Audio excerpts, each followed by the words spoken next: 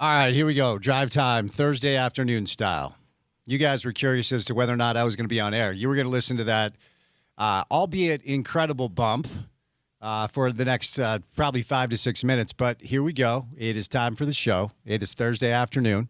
It is 7 minutes past the hour, 2 o'clock. It is a hot day. It is another hot day, about 92 degrees, actually a little bit warmer than that. It is sunny here in downtown Salt Lake City, Utah. Another triple-digit weekend ahead. Tomorrow's supposed to be 101. Saturday, 100 degrees. Sunday, 98 degrees and rising. Shout out Nick Lachey. As the hot temperatures continue, but we are inching closer and closer to fall, which of course means we are inching closer and closer to both college and pro football. Day 4 for the Utes up on the hill. Camp Scally going on. Some really interesting thoughts. Shout out to our buddy Jason Pataki from the Salt Lake Tribune.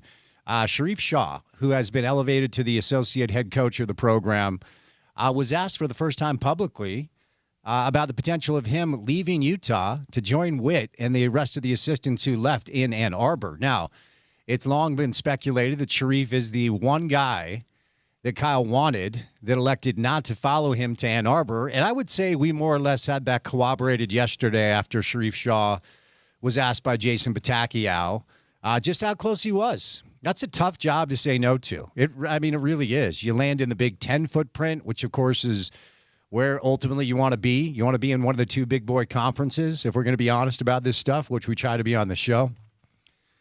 And then, of course, as Witt talks about quite a bit, the resources that come your way at the University of Michigan. And Kyle signed a 5-year deal, so you have job security, and Sharif elected to say no to Witt and say yes to Morgan. And that's kind of what it came down to. He said his heart was with Coach Scally. After talking through the dynamic with his wife, Jen, and their family that calls Salt Lake City home.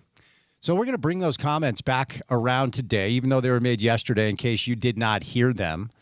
We'll also let you hear from Kevin McGivern, the new offensive coordinator for the University of Utah, and Colton Swan, who's the new defensive coordinator for the University of Utah. Now, both of these men have been coordinators before. Kevin McGivern, obviously a long time, well-tenured, highly thought of offensive coordinator, and Colton Swan is thought to be kind of the next guy in line.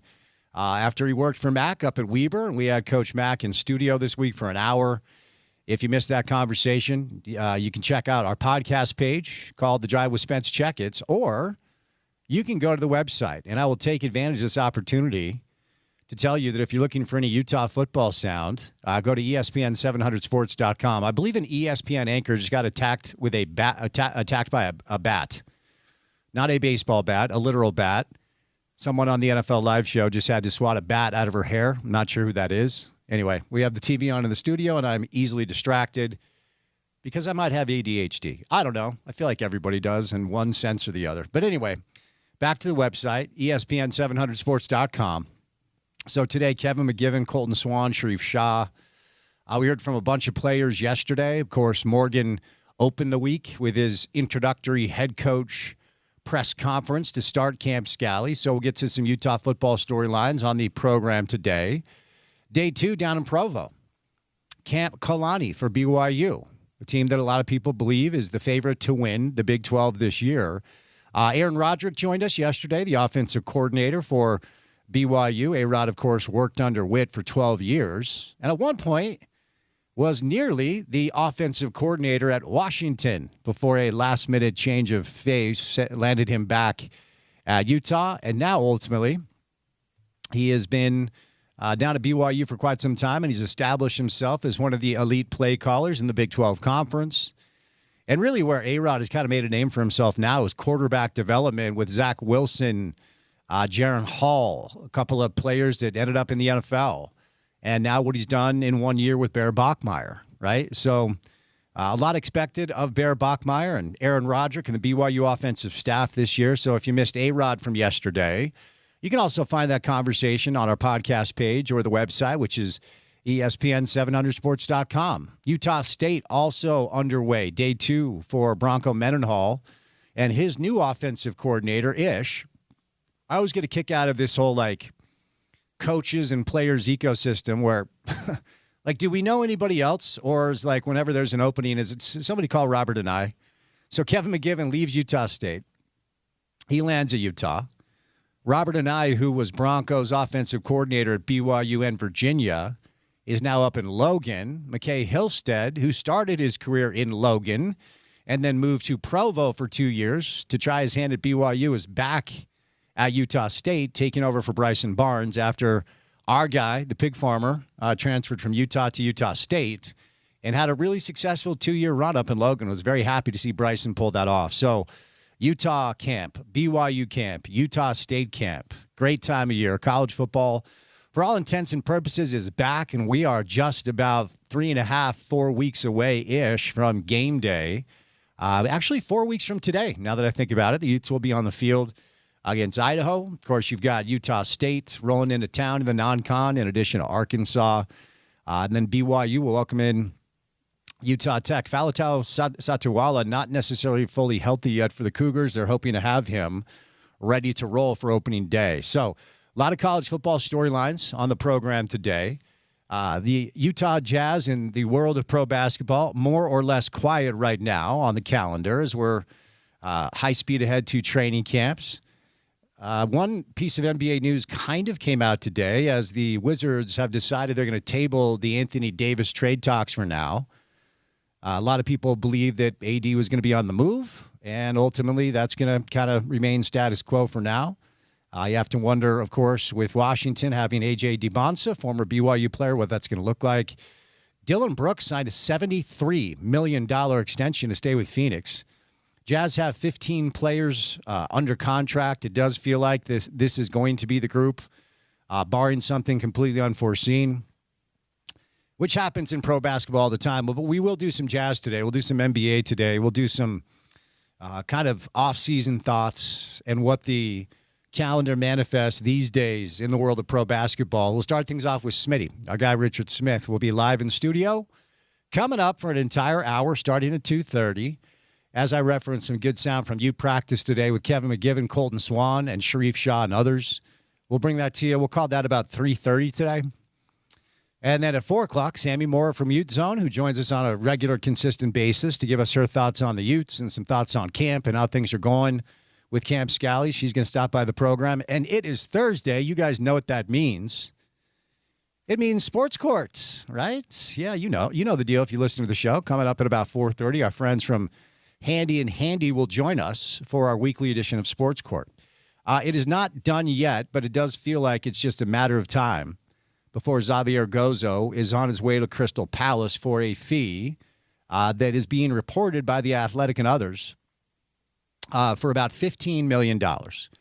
So RSL has not looked good since they got back from the World Cup break. 3 road matches, 2 losses, 1 draw against St. Louis, and then losing their first match of, I guess technically as a loss. They do get 1 point. So the Leagues Cup format is if you go to extra time and lose via PKs, you actually do leave with a point. So RSL escaped with a point, but it looks like Gozo is going to be on his way out, which changes the course of what this team could be, not just this year, but moving forward. It does give RSL proof of concept when it comes to their academy, with Tony Beltran and others leading the way there. They are able to tell their story to other young players and say, you can be the next Gozo. You can start in West Valley, Utah, and end up at Crystal Palace in the Premiership. I mean, it is a very, very cool story there. But unfortunately for RSL fans, it might change the way the rest of the season will play out. So we've got Richard Smith. He's going to join us live in studio for an hour to talk some Jazz and some NBA. Kevin McGivern, Colton Swan, Sharif Shah will give you some Ute sound later on. Sammy Mora from Ute Zone, and then some Sports Court on a Thursday, a hot Thursday. Me, Spence Checketts, all of you, the great listeners, and Porter Larson back from practice. Have the players complained about this heat wave? It's unusually hot for this long this time of year. Have the players started complaining during practice? Good question. Not that I have been able to find or hear or overhear. I will say it has, even though it's still 94 degrees, it's quite literally 15 degrees cooler than it was a couple weeks ago. So I'm counting our blessings if you can count that as one. It does not feel cool today. It cooled down a little bit, but we've got another triple-digit weekend coming up. And it's hard enough to go through camp when it comes to getting ready for a football season.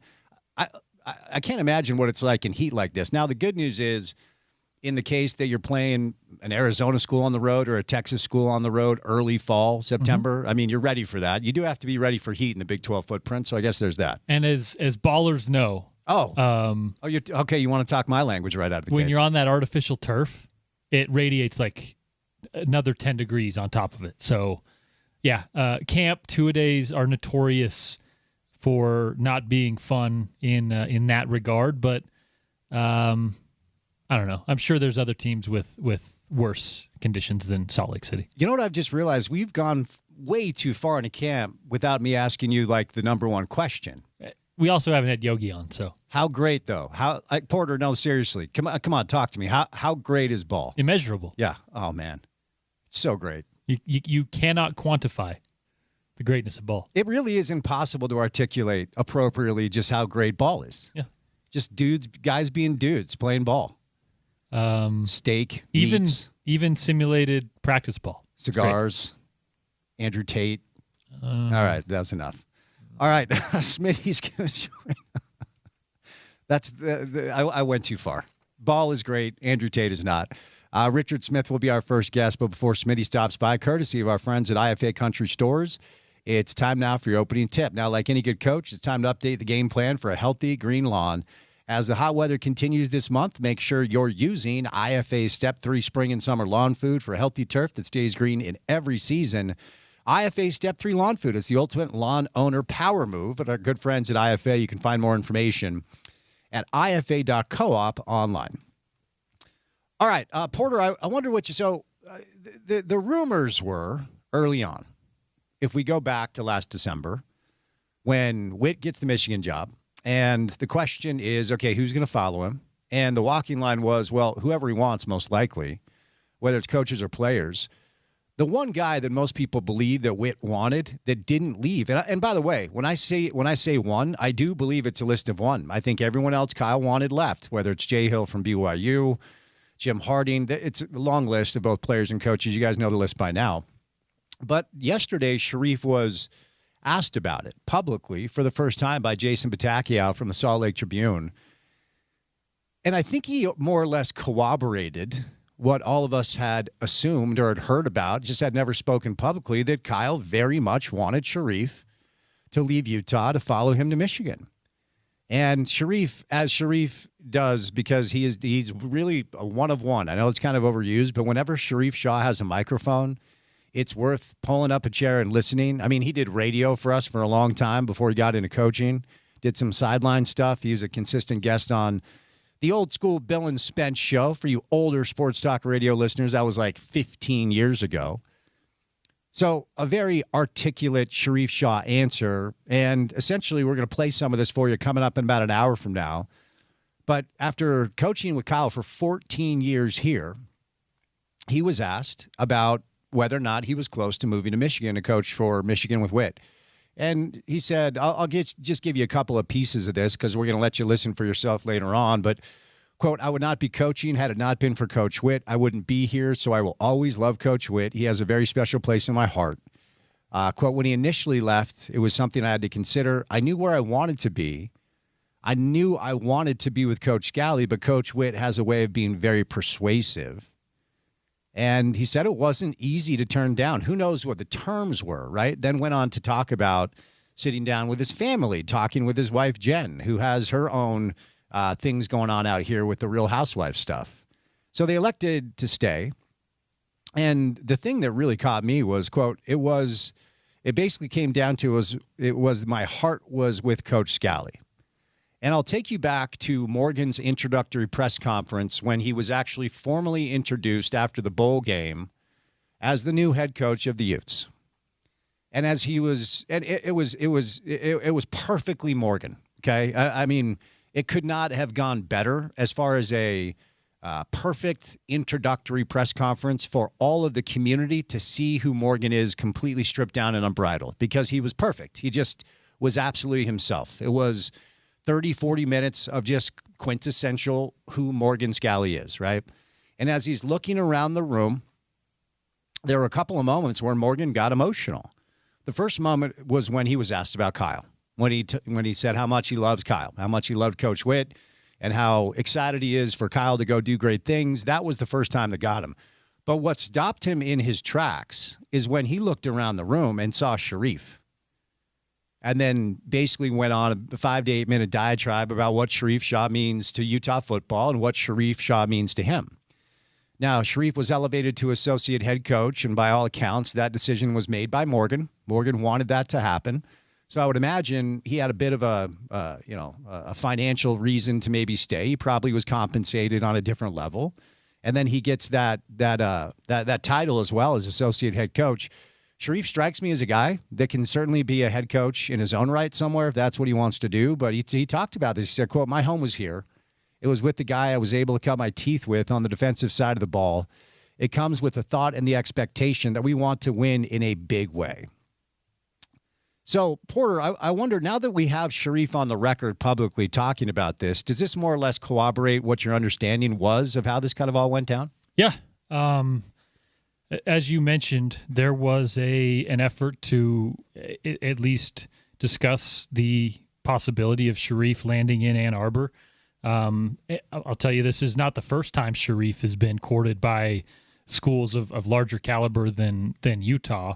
So, yeah, the connection to Kyle obviously changed things and made it more of a possibility. But Sharif really hasn't wavered much in that regard. And I think him and Morgan, he talked about this in that answer yesterday. They have long discussed what they planned on doing once they had the helm, right? That's something that they had gone through time and time again in position meetings and in defensive film breakthrough. Like it's something that has been on their minds for a long time. And then once Kyle, did the head coach in waiting, it's only a matter of a few years until I retire, regardless of the fact that he changed his mind 3 or 4 times during that process. I think Sharif was really looking forward to an expanded role here at the University of Utah. And he's got a bunch of other stuff here locally. He's established a really good footprint recruiting. Michigan made a hard push, and Sharif is a guy who I think just ultimately had what he wanted here and, didn't feel the need to go to a place like Michigan to fulfill some of the dreams, because some of his goals don't just have to do with winning football games. They have to do with winning football games at Utah specifically. And a player here, I think that obviously plays into it a lot. His son's played here. He just wants to be here. And I think that after this offseason, it couldn't really be more clear. One of the things, Porter, that we hear about Morgan, and it's absolutely true, is that he just and I don't think this is a necessity in a lot of places, and I don't necessarily think it's a necessity here. Urban Meyer had no tie to the state. I do think it helps, though, when you have somebody who has been part of this community and understands what Utah football means to people around here. And people say that about Morgan a lot. I feel like you can really just say the same thing about Sharif. Yeah. And I think if you ask people up there away from microphones or away from the football facility, like, what does Sharif Shah mean to Utah football? You hear the same sentiment that you do about Morgan. Yeah, and while you mentioned it's not a necessity, Urban Meyer succeeded here. How long could he have done that? How long could he have kept that up, right, as far as being a little bit of an outsider who just is a brilliant football mind? Even a Kyle Whittingham had knowledge, had history, had a lot of background with not necessarily the University of Utah, but with the state of Utah, the unique recruiting footprint that it is. And yeah, man, there's a definitely an advantage to being a coach in this state specifically when you're dealing with perceived or otherwise cultural stuff, recruiting, getting kids to even just come visit, right? It's definitely a benefit, although maybe not a necessity, and it's a benefit that Morgan, Sharif, Jordan Gross, Colton Swan, you go up and down this list, and Colton talked about this yesterday. His grandpa played at the University of Utah. His dad played at, I think, Utah State. His brothers both played here in the Mountain West. And just knowing that and having that experience, having that institutional-ish knowledge of football in this area is a big advantage. And Utah's really leaning into it. 4 weeks away, kids. We're almost there. Utah football, I feel like it's back. That, to me, is what fall camp means. But, of course, the big prize are the games. And Idaho will be in town Thursday, September the 3rd, as Utah football will begin its first foray into Big 12 play under Morgan Scalley. We'll get back to this. And if you missed Sharif's comments, we're going to bring those to you coming up at about 3:30 today. But Smitty's going to be live in studio. First guest coming up after a quick break on a Thursday drive. Good to have you with us right here on ESPN 700.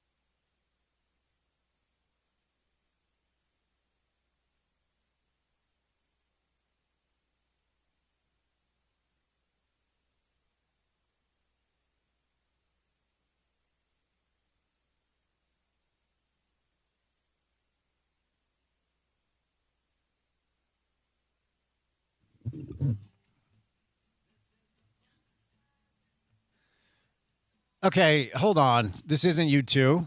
When Smitty's in studio, we play U2. Now, here's the deal, though. Our guy, Richard Smith, rolls in the studio today wearing a Green Day T-shirt. There's no way you don't listen to Green Day. This is a bit. I don't believe it. Spence, come on, man. 2 years ago. Yeah, 2 years ago, Linda and I went down to Phoenix, which oddly enough, I just thought about this. We're actually doing it again this weekend. We're going down to Phoenix to see John Mellencamp. Oh, nice. Yeah. Yeah. Who's doing a tour? Got to see him before he kicks the bucket of lung cancer. Oh my God. You know, it's a morbid start to the hit. I mean, that's his thing, man. He admits it. You know, he can't stop smoking. He's such That's a chain the deal, smoker. huh? You know his deal, chain smoking. So he's a big Indiana football fan. Right. Yeah. And so they got him the last several years. They have him a suite, like up in the box with Indiana, but they gave him the suite at the very end of the hallway so he can open a side window and he can sit there and smoke during the game. Wow. He said, otherwise, if I'm somewhere in the middle on the 50-yard line, you guys want me here, whatever you want to, publicity, I can't do it because I got to be smoking. So they said, well, we can put you at the very end in your own suite, and then you open the window that's on the side. Huh. And then he goes, yeah, I'll do that. So, no, you didn't know that? No, this is the thing. Go back and look from last year, the championship run and everything, and there's John Mellencamp up in the corner. He's just smoking white darts, huh? He's just sucking down darts. I didn't know that. Oh, yeah. No, so you got to get down to Phoenix to see John Cougar before he croaks. Well, but you saw Green Day a couple years ago. We saw Green Day a couple years ago at Chase Field, and as you know, Spence, as we've discussed many times on the show, I am nothing but not a Renaissance man. Well said. So you want to throw anything at me? You got something for me? I'm all over the place. Which might be a little schizophrenic. Well, but it makes great radio though. So let me ask you this question: because somebody asked me at my family reunion last week, if you had to pick one band, your favorite band, Desert Island, it's the only band you can listen to, who would you pick and why? Yeah. Well, a lot of options, but for me, it would probably have to be the Beatles. Yeah. Just because that's when I grew up in the '60s, and then also because there's so much of that music to listen to. Mm-hmm. You can, so many 13 albums and so much music that you like that you never run out of something that's the mood of the moment. Whether it's the early stuff, from Liverpool and Hamburg, or the later stuff with Abbey Road, and all the stuff in between. So, it would probably be the Beatles. All right, Porter, you can't say, I'm taking Zach Bryan off the table. I'm taking Luke Combs off the table. I'm taking all the Lukes and the Zachs off the table. One band you can listen to. You quite literally didn't have to take any of those off the table. I'm aware. They were under the table to begin with. What about Zach Brown Band? I like them. Oh, you do? Okay. I get one band. Or for you, like, is it Willie? You can take one artist. I mean, I've seen and met Willie, so we'll stay. That one was awesome. Okay. I had a ticket to a Merle Haggard concert when he passed away. Okay. He croaked before I could see him. Whoa. Here we go. It's a morbid show today. Here we go. The Animals. If we're going like a rock band, okay, the Animals would be probably that one. Eric Burden's still around, but not the whole crew. Okay. All right. Yeah. Yes. So my story about a musician croaking. Yeah. Since we're in the space, I never saw the Grateful Dead with Jerry Garcia. Okay. And I had tickets at MSG in '94, and he'd passed like 2 weeks before the MSG show. I've seen Dead and Company, but I badly wanted to see the Dead with Jerry Garcia. And he passed. The Dead here at the Delta Center with Jerry. Yeah. Oh, that's awesome. Yeah, that's awesome. That was great. I can't say I'm a big Deadhead. I'm not a Bill Walton, Deadhead guy, but it was a fun show to see just because it's a different vibe, different culture. The whole thing, was fun. Our guy Travis Henderson, he saw like 20 Dead shows with Garcia. He was a big Deadhead for a while. Right? Yeah. Yeah. I just wanted to see him once with Jerry. I went through a little phase where, you do the thing where you didn't know much about him, and suddenly you go deep and you're listening to Suncat China Flower from 1971 or whatever. I like them. I wouldn't characterize myself as a Deadhead, but I never got to see them. Yeah. Anyway, music talk aside, how are you, man? Good to see you. We're doing good. Yeah, Spence just got back late last night. We have a a golf group thing that I've been doing with the Frank Layden and Mike Savulich Sr., and they both passed away, in recent years on us. But a golf outing that started literally 30 years ago. Frank would take his sons Scott and Mike and his son-in-law Buzz and have a foursome, and we would go and have a group of 12, 16, 20 guys, and we're still carrying on that tradition. We just got back last night from 3 days over in the Lake Tahoe area. Ron Boone came with us, and Frank Dolce was with us, and that's unfortunate. Mike Savulich Jr. You had me until Dolce. Yeah, you got to put somebody in there, to balance off the group. You know what I mean? Said. Well said. That's the way it goes, and we had a great time at some great courses in the Tahoe area, up in those pine trees, and just beautiful, gorgeous. Now don't ask anybody, what their true score was, because I kept hearing after each day, hey, do you have any balls I can borrow for tomorrow? 'Cause, I lost so many balls today, but a good time and enjoying the weather there. I know, just like you and your family did last week in Sun Valley, which is one of the places we've gone to a couple times. Nice, yeah. Group, and kind of a rotation thing, and so just trying to enjoy the outdoors, the summer weather. Good stuff. I wanted to start, we'll do some NBA and some jazz. This is kind of a quiet time on the NBA calendar. But I had Mac in studio this week for an hour. I heard the interview. Yeah, well, thanks for listening. Yeah, and I just know you've known him for years, and every time he rolls in, I'm reminded of what a great man he is. Nah, he's Spence. Look, he's 86 years old, and the most important thing to him right now in his life is the Ron McBride Foundation, which does all this fundraising for disadvantaged kids in areas and school districts that don't have the money, don't have the funding, especially after-school programs to keep kids engaged and keep them focusing on something that can be meaningful to them. When if they're going to back to a home where the parents are both out of the house during the day or working and don't get back till 6 o'clock from work or whatever that case may be, and they do all these programs for kids, and it's just it's such a cause that's so close to his heart, and he has the energy to keep driving that forward. Because of what it means to him, and especially to the minority community, and especially with his connection to the Pacific Islands and all the players he's had come over from there and during his career. So I'll take the opportunity to remind you that the Ron McBride Foundation is going to sponsor its third annual benefit concert coming up on August the 22nd at the Sandy Amphitheater. It's going to be the Head and the Heart, and they're an awesome live band. I think I've seen them 4 or 5 times. If you've never seen them, it's absolutely worth it.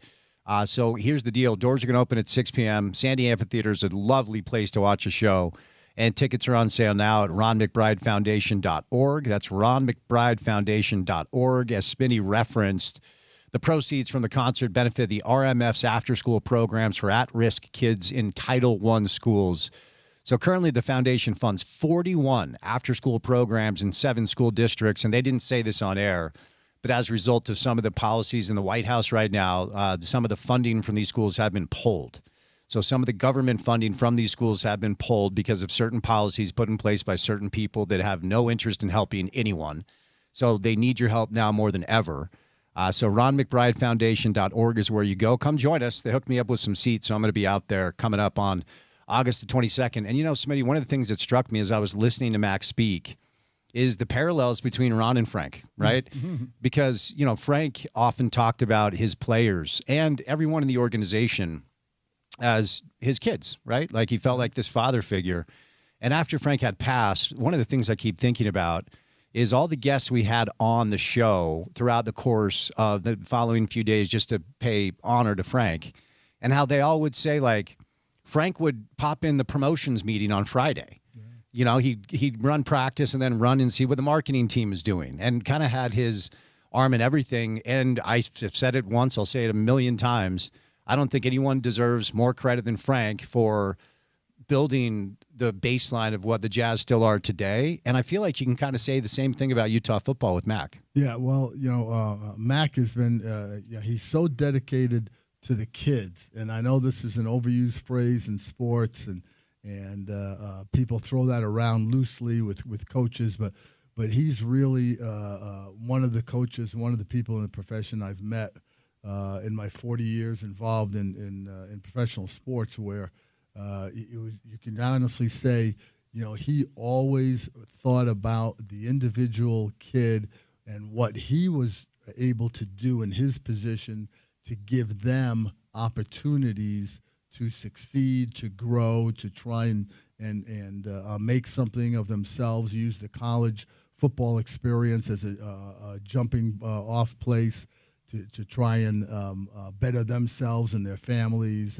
and now look he should be he should be on an island somewhere relaxing, with a cool drink and then his feet in the sand and relaxing, and everybody would say, "Yep, that's my guy. That's what he should be doing." Mm-hmm. And yet here he is. He comes into your studio a couple of days for an hour to promote the foundation, to try and raise more money to help these kids and stuff. And it's just he and Frank were so in line with all that kind of stuff. And he was in Cincinnati, ironically, as I was last year when on the day that Frank passed away. But the day before, he and Vicky made sure that they went up to the hospital where Frank was staying to see Frank, because we thought that might be getting close to the end, and they wanted to make sure he had one more chance to see Frank and to speak with him. That's who he is. Yeah, and I'm always struck, and I know this, but I continue to be surprised as I continue to learn how many people that are currently in the college football ecosystem in the state and even beyond at one point worked for him. Mm-hmm. Like Mark Harlan was his graduate assistant at Arizona. I didn't know that. Yeah. And the majority, like Colton Swan was his DC at Weber. When I interviewed Morgan a few months ago for the podcast, I asked him, simply put, I said, "What does Ron McBride mean to you?" And he got choked up. Yeah. Before he could even answer the question. And he gave this great, 4 or 5 minute response. But I feel like I'll keep drawing the parallel.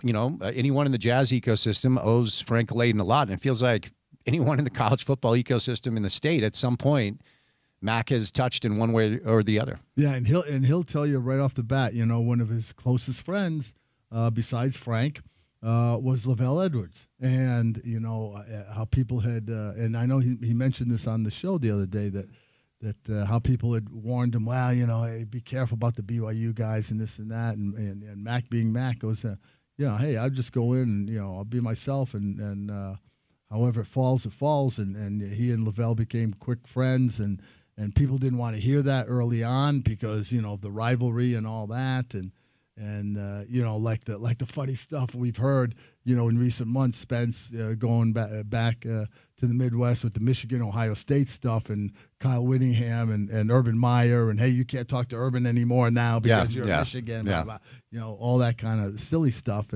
But Mac and Lavelle were such good friends, and Mac's Foundation honored Lavelle earlier this summer, along with Frank Layden and John Absey at the foundation to nominate awards on their behalf in their name, and the Lavelle Edwards family were all there, and it was such a nice gathering, and those guys just emit a certain spirit, a certain vibe about what life is really supposed to be about. We can compete, we can go at each other, we can knock heads, but it's all in the spirit of competition. But when that's done, hey, we have more in common than we have in different. Primarily because, like in that example, we're in the same sport. So I'm a football coach. You're a football coach. I love the game. You love the game. So it would seem to make sense that we should have some common ground, to have some kind of a relationship, friendship, what have you. Yeah. And yet people try to build some artificial things against that and build walls and stuff that sometimes feels silly. And Jerry Sloan was the same way. In basketball, he was friends, with Don Nelson and Pat Riley. All those guys. They were, they got along off the court. They were, because they knew they had things in common that they could share with each other. Yeah, I think the majority of the hatred and venom comes from dysregulated fans and people that live on the internet. Yeah, exactly. Yeah, people who aren't involved, people who don't know what the deal is. I go, Spence, every time. I'm going to choke up a little bit. Every time I go through the Salt Lake Airport, as I did the other day, and you go to past Granado's, has a little restaurant as you're coming in through the main terminal, and you go into Granado's, and you make a hard right into Granado's and another hard right into the front corner of the store, and there's a picture on the wall of Sam Granado and Frank Layden and Mr. Mack, and then Micah Day, who's a former Jazz employee and now worked in the NBA office for over a decade. Now works for the Tampa Bay Buccaneers, and we go in and say hello to those guys, and because 3 of them are gone. And sometimes you just have to pause for a minute and be thankful for the relationships you have, for the people you meet along the way, and none better than Mac and Mac coming in, to your show and doing that, to try and help other people. That's what those guys are all about. Yeah, no, for sure, well said. And we were actually talking about. Look, you're going to laugh at me here. I feel like I'm getting older to the point where, we're seeing all these great people that we've lost over the past few years. It feels a little bit more like omnipresent. And I don't know if it's because it's figures like Jerry and Frank and Lavelle, like titans of our sports ecosystem. We've had to say goodbye to a lot of them. Barbara, I could probably keep you reference John. Yeah. It seems like we've had a lot of goodbyes, hard goodbyes over the past 4 or 5 years around here. Yeah, there has been a lot. With the Jazz, Gary Briggs passed away about 6 months ago. We lost. I ran into Melissa Burrell this morning at the dentist office. Melissa's the wife of Doug Burrell, who is a longtime Jazz man who passed away several years ago, way too early, with 3 teenage daughters at the time, and just people that mean a lot to you, and people that you realize that it's the relationships you have and the people you're working around on a daily basis that really make up what the job it is you have, or the so-called career that you're involved in, and that those are really the important things that as you get older, like me, Spence, and you start cherishing those things more and more, because you know that they're fleeting at best. Yeah, well said. And it does motivate you and make you want to appreciate what's happening in front of your face, right? Like what's happened, they always say you don't know how good it is until it's gone. Yeah. And how you do that, I don't know. I have no advice on how to do it, because we're all just running around day to day to try to build a life for ourselves and do the best we can. And then suddenly you blink and someone who's close to you is gone, and you just wish you would have valued the time more, No, I have a friend who used to work for the Jazz. Justin Durfee is one of the main guys down at the BYU athletics department, now running the Marriott Center, and a great guy, and knew his kids when he was younger working with the Jazz. And I'm texting him the other day, and he says, "Yeah, I now have grandchildren." So I'm chasing the grandchildren around, and I texted him back. I said, wait, my grandchildren? No, aren't your kids still in grammar school? Yeah. Isn't that what the deal is? Yeah. Yeah. And those are always stark reminders. Yeah, my son's about to turn 25 on the 15th. I'm going, what happened here? We'll catch a break. Before we do, you had referenced Mac and Lavelle, and one of the really cool experiences I had is doing some radio with those two. And one of the real sweet things that I used to notice is, as Lavelle was kind of aging a little bit and he would get cloudy with his thoughts, Mac would kind of gently bring him back and help him understand the train of thought, and, give him a phrase or something. And it was just like a really sweet thing to see those two together and working together on the radio, which was fun. And one of my favorite Mac stories is, at one point I asked him, so were these guys nice to you? And he said, well, they were until we started beating them. That's right. That's right. the tone changes. The tone changes entirely. But it was give me a thought on what you saw, like those two together, just as men. Like what people should know about what that relationship was. Well, it's primarily, Spence, because they valued each other as people and as people who had common interests. And look, Lavelle was a very good LDS man and was heavily involved in his church. Once he retired from coaching and was settling back like Mac should be. Next thing you know, Lavelle Edwards was in New York City serving as a mission in the New York City area for the church. He and Patty and Mac. Supported his that approach to his life, and Mac and Lavelle, and likewise supported what Mac was doing, in his life and his coaching life, and then afterwards, and just that mutual respect about how they each were living their lives and what they were trying to do for other people. And that common ground was probably greater than the football stuff because they recognized that in each other, and that forged their friendship even to be stronger. Yeah, no, well said. All right, we'll catch a break. Coming up next, I actually have a baseball question for Smitty, but we're going to do some. Oh, we do? We have a baseball question? You got cute. A baseball question? Cute. It's cute No, now. it's a cute little. It's cute It's now. like, I got it. Okay. I mean, 28 World Series titles on my side. Smitty has a Red Sox hat in studio. He's trying to he's trying to basically get a rise out of me. Yeah, and we just did. Look at listen, folks listening out there. Okay, this is such an easy trap to set. It's so easy. As soon as you mention something about your team, every Yankee fan I've ever known in my life, 28, baby. They default right to the thing that was way before their time, nothing that had to do with them. I was around in the 90s. Come on. So you had three. Was you it, had three. So was you it had four? 4 out of 5. Yeah, 4 out of 5. Yeah, okay. yeah. Yeah. Yeah. No, but that is classic. That's every Yankee fan I know. I was not around in the 20s or the 30s. That's just I can't count those. But it is time for our You Into Golf PGA Tour update, brought to you by friends at You Into Golf. You can join You Into Golf by Worldwide Golf Shops today for the latest deals on Ping, Titleist, TaylorMade, Callaway, Mizuno, and more. Club fitting technology, 90-day satisfaction guarantee, golf simulators, indoor hitting bays, full-service club repair and re-gripping, indoor putting green, and experienced service professionals serving Utah golfers since 1971. Go to youintogolf.com. This week is the Wyndham Championship in Greensboro, North Carolina, where Bo Hostler has the lead at 9 under par. Sahith Theegala at 7 under, as is Doug Gim.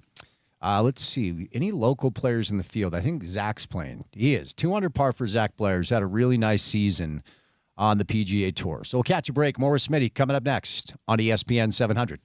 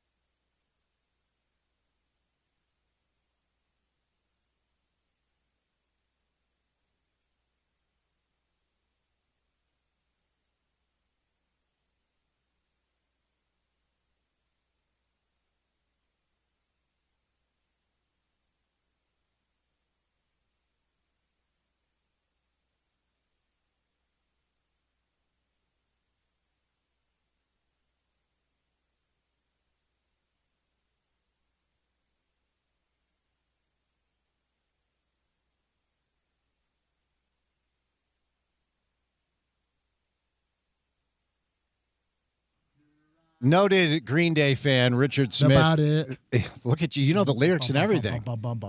Sometimes I give myself the creeps. Look at this. Sometimes my mind plays tricks on me. I am wildly impressed. It all keeps adding up. Are you going to sing? I think I'm cracking up. We'll just let him go. Am I just paranoid or am I stoned? Ba-now, ba-now, ba-now, ba-now. Porter, where's my back? We can only play like 10 seconds of the song. YouTube, you're so close to the real thing, Smitty. We got to be careful. Is that what it is? Yeah. I got you. Yeah, yeah. We can only play like 10 seconds of the song. But look, you're like a fan. You like the band. Spence, come on, let's go. You know these. Hey, well, the tour they did 2 years ago was a big tour where they did the entire albums of Dookie and American Idiot. In full from beginning to end. Oh, okay. They just played them as if you were in your living room playing the album. Very cool. From beginning to end. Very cool. Which was great. But Dookie's was 30 years old. He's now 32 years old. Wow. And American Idiot's 20 years old. And Linda and I got to go when we were in New York one summer to see the Broadway musical that was based on American Idiot, which was a fun show to see. No, Spence, I'm all over the place, man. You know that. I'm impressed. I just looked. Billy Joe is 54 years old. How about that? That's pretty wild, and he's still out there rocking. Good for him. As is John Cougar Mellencamp for now, as we learned last 74. segment. 74 years old. He's 74. Okay. But he's probably really about 94. Right. With all that. Yeah, with tough 2 packs living. a day or whatever, Hey, let me ask you a baseball question. Please, Spence, let's get into baseball. By the way, I did look this up during the break. The Yankees have won 27 World Series titles, and they have 40 pennants, while the Red Sox have won 9 World Series titles and 14 pennants. For those of you who don't know, Spence was not an American history major in college. I was not. He was acting like one, but of course he glosses over the fact that the team that has won the most World Series titles in this century is the Boston Red Sox. Okay. Yeah, he wants to go back to I'm more the last century. I'm more of a big picture guy myself. That's kind of how I like to hone in. There we go. But on a serious note, so the new union president who took over, Bruce Meyer took over last year. It was Tony Clark for about 13 years. Yeah. Mm-hmm. And 2 weeks ago or so, Bruce Meyer and Rob Manfred met at a hotel. I would think it was in New York. And then after the meeting, they both addressed the press. And they could not have sounded like they're further apart on this thing. And the work stoppage in 94 really, really hurt the league and hurt the game. The Sosa McGuire summer of 98 thing kind of got people back and engaged. And that was so fun. I'll never forget that summer. Mike Lupica wrote a great book about it called Summer of 98. And the reason why it's applicable, Smitty, of course, is we're all hoping that we get Major League Baseball here in our market because the Millers are certainly ready for it when that green light is given.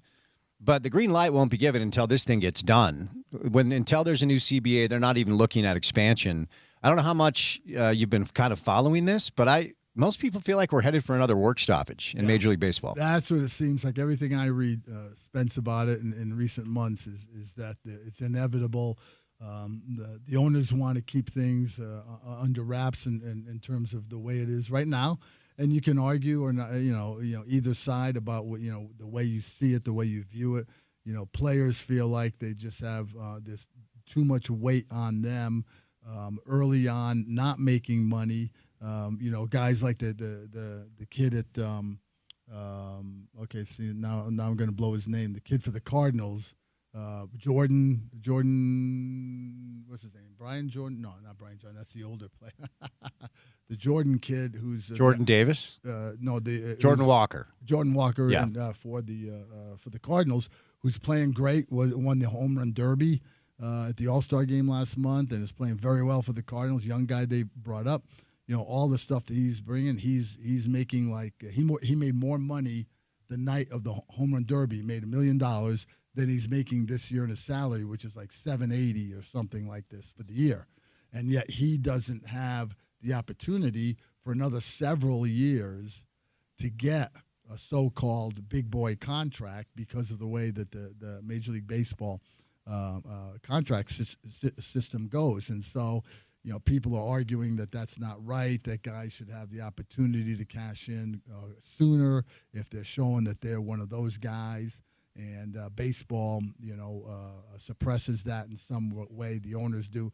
So everybody feels like it's just going to be another holdout, another lockout, and until something breaks, which would be unfortunate because I remember those, Spence. I have a ball that I got. I can't remember where I got it, a baseball that's stamped 1994 World Series.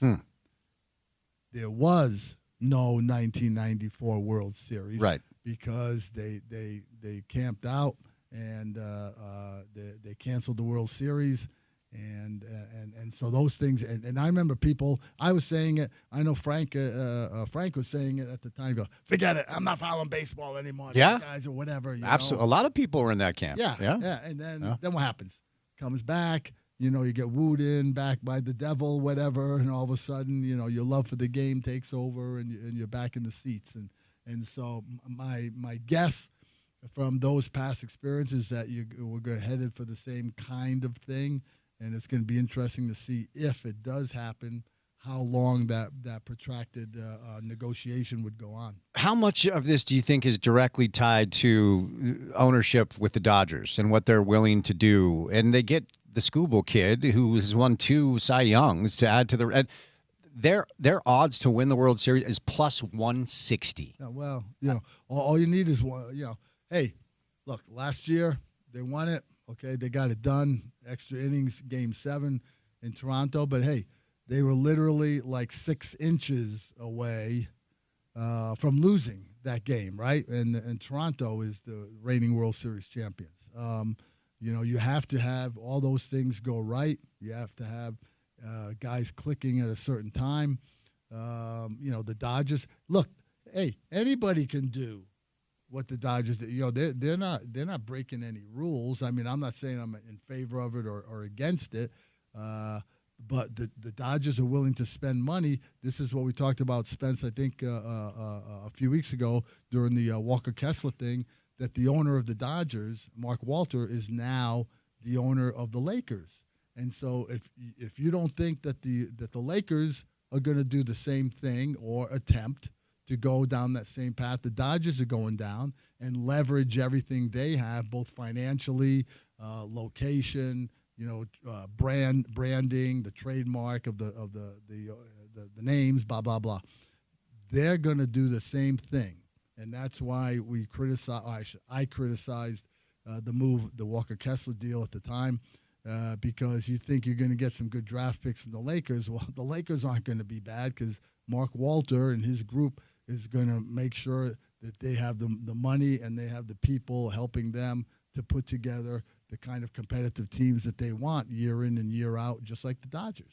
Yeah, for our listeners that may have not heard that conversation, the Jazz elected to execute a sign-and trade, which is, just a trade when it comes to restricted free agency, which is pretty rare, to land Walker in L.A. for essentially 2 firsts and 2 swaps.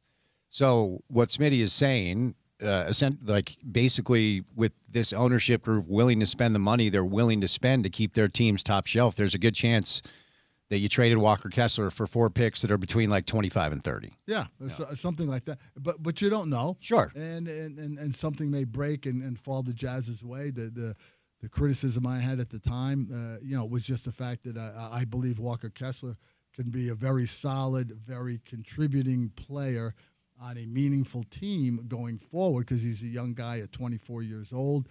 He's a rim-protected defensive guy in the similar mode to Rudy Gobert, and how he could potentially help impact games going forward in the years to come. And the Jazz gave that away in order to get several draft picks that we have no idea what they're going to be. We have no control over what they're going to be. We just have to wait until we see that train come in the station and we see whether it's something that's going to benefit us or not. But we don't have control over that, and that's the thing that I would have argued about if I had been sitting in those rooms, debating about how to handle that situation. But the Lakers are going to be competitive for years around Doncic and Austin Reeves. And just like the Dodgers, and you're talking about anybody can do what the Dodgers are doing now. The Houston Astros could do it. Tampa Bay is a competitive team. They could do it. The Chicago Cubs certainly could do it. The Yankees, of course, are always there. But nobody else wants to spend that, wants to go that way. But part of it is the Dodgers have a very good farm system because they've drafted well and they've gotten good players in their farm system that they can now leverage and use in trades like the Skubal deal to get somebody like that who might be a rental. You know, he may just be here for this year, but, you know, you always have to put the weight then, Spence, on how much do you value that? How much are you willing to spend not only today but in future assets like these younger players the Dodgers sent out to get one more trophy today, to get one more trophy? How much is that worth it to us? And that's always the ongoing debate, right? Like, what does it mean to us organizationally to make moves now that we think give us a chance to get a trophy, okay? That's where I thought the Jazz were heading, and then they made this move that I thought, you know, maybe moved them back a couple steps in that pursuit, which I thought, you know, probably, you know, we won't know what that is until 5, 6, 7 years from now, literally, when those picks get conveyed. Well, and the folks that set the odds agree with you as far as what it means for the Jazz this year, because the Jazz won 22 games a year ago, and when it comes to over-under odds, this is the DraftKings Sportsbook, 34.5 wins is where they've set the line for the Jazz. That's 11th in the West. That's not a play-in team. That's another lottery appearance, and I'm not sure what it was before the Walker trade, but I know the Walker trade caused that number to go down. Yeah. And what's interesting, Spence, is you've got guys right now, right, in Markkanen and Jaren Jackson, who are right in the heart of their career. This is they're right in the middle of as good as they're going to be, unless they end up being some version of LeBron James and just keep getting better as they get into their early and mid-30s. But this is where they are right now. So you want to have guys around them as much as you can to try and see where can you get up that ladder with those guys. The Peterson kid, I think, is going to be a real player, and he's going to be a big star, I think. You know, and I think it's not going to take very long either. I think he's going to be an electric, a big-time player for the Jazz in the next 2-3 years. I think he's got that kind of athleticism and dynamic game to him. But taking somebody away from that mix right now, right in the immediate, in terms of Walker Kessler for stuff that's way out down the line somewhere, just doesn't sit right, you know, from the way I look at it. I tend to agree with you. I wonder how much of it. Okay, so excuse me. We've talked about the draft picks they were able to receive for Walker, and there are a lot of people that cover the league that believe that's a really good value play. And as you've been good to kind of remind us, it's a hypothetical value play. We don't know what it's going to look like. Maybe it turns out to be good. Maybe it turns out to be bad. It's why everybody who was celebrating the Gobert and Mitchell deals, I was like, hold on a second, okay? Like, Rudy's really good. And I think if you're Minnesota and you asked them, would you have done that trade again? They say absolutely they would have. Cleveland would have done it too. Now, they got Markkanen in the Donovan deal, and they got some draft assets. But you just don't know. You can't talk about, oh, Danny got a haul. We don't know if he got a haul. We have to wait and see what it turns into. Yeah, well, especially when you're talking about draft picks that are 5 and 7 years away. I mean, Spence, let's be honest. Unless they run things like the Millers, ran things in ownership of the Jazz for over 3 decades. You know, you don't know how many of the decision makers involved in the Jazz are going to be here in 5 years or 7 years. I mean, let alone the players who you have now under contract who are trying their best, trying to compete. Will Hardy trying to build something that he wants to be part of going forward in a positive way. You know, now you're asking them, well, you know, we can, just hang around for another 4, 5, 6 years and maybe, like that. in sports, that doesn't wash. Like, you've got to, if you have a chance to do something now, the Dodgers, you do something now. Scooble. Why is Scooble going to the best team in baseball? Yeah. Why is that? Yeah. You know? Yep. Like, but if you're in it and you're committed, we're going to do the best we can right now to help our group to move forward in a positive direction. That's what you're in the business for. And if you're not, then you're just you're starting to, as we use the analogy in an earlier show about playing the crypto game. I'm going to invest in the crypto market. I don't know what it's going to be in a year or 5 years, but let's put some money in that, and then we'll cross our fingers and see what happens. Yeah, I think it was Dennis Lindsay on the show a number of years ago. We were talking about this dynamic of acquiring future picks, and he said essentially you're acquiring assets for the next guy who's building the team to use. That's not untrue in most cases. Now maybe the Jazz are different. If Ryan Smith and his known relationship with the Angels, maybe that's something that they're just willing to ride through and for the next 10, 12, 15 years and see how it goes. I don't know that. I do know that on the hockey side, they're doing a lot of exciting things. Yeah. And they've gotten very competitive in the short 2 years they've been here, and people are excited about the hockey team. And so, with the Jazz stuff, I think that the Kessler thing, in my opinion, you can't let a guy go no matter what's going on behind closed doors. We see it now, Spence.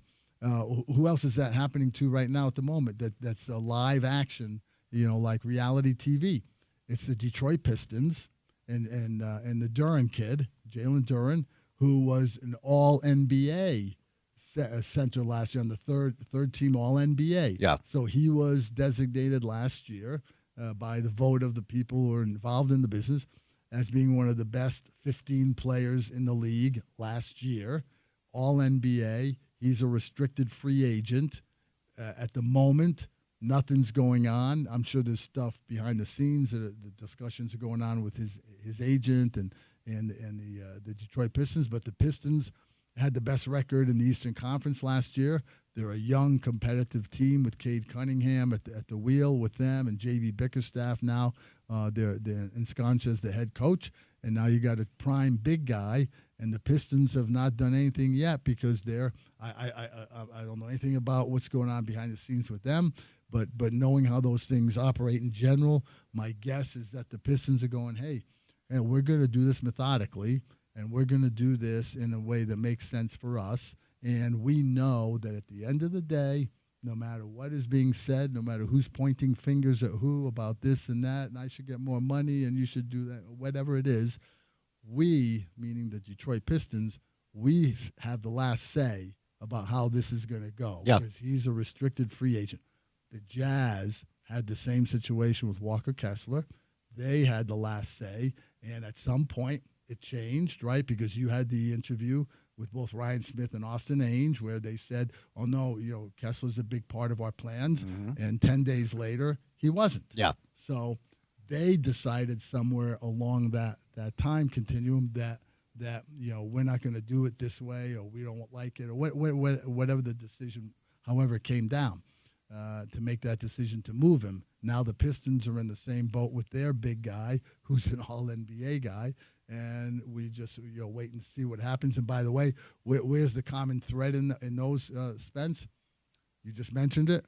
Dennis Lindsay is the main decision maker now with the Detroit Pistons, and Dennis is a calculated guy, and Dennis isn't going to let anybody, get the best of him in terms of an emotionally charged conversation or whatever accusations are going on or people demanding or whatever like that, because he knows that hey, we have the last call on this, so we'll make a decision when we're ready to make the decision on how this is going to go. And also a really patient guy, right? Like an executive that's not going to make some emotional decision. He's going to play the long game and do what's best for the team. Yeah, he's Dennis very good at planning that stuff out. He's always got the stuff lined out. As I know the Jazz did too, because I know Steven Schwartz, who's the head cap guy for the Jazz, is very smart and has all that stuff lined out years ahead in terms of money and what we have to spend and how this can go. My gut in terms of how it fell for the Jazz is that it wasn't a money thing for the Jazz because they had offered him a 5-year deal for $140 million, so that was $28 a year. He ended up getting $32 a year. So the $4 million difference in that realm isn't really anything. It's pocket change, really. And so it was something else, whether it was the terms of the number of years they were committing to, or a disagreement about role or about how we were going to approach. I don't know what those things are, but I feel pretty comfortable saying it could not have been about the money, because the money ended up being basically the same thing. In fact, really, Kessler took less money if you factor in the fact that it's a 3+1.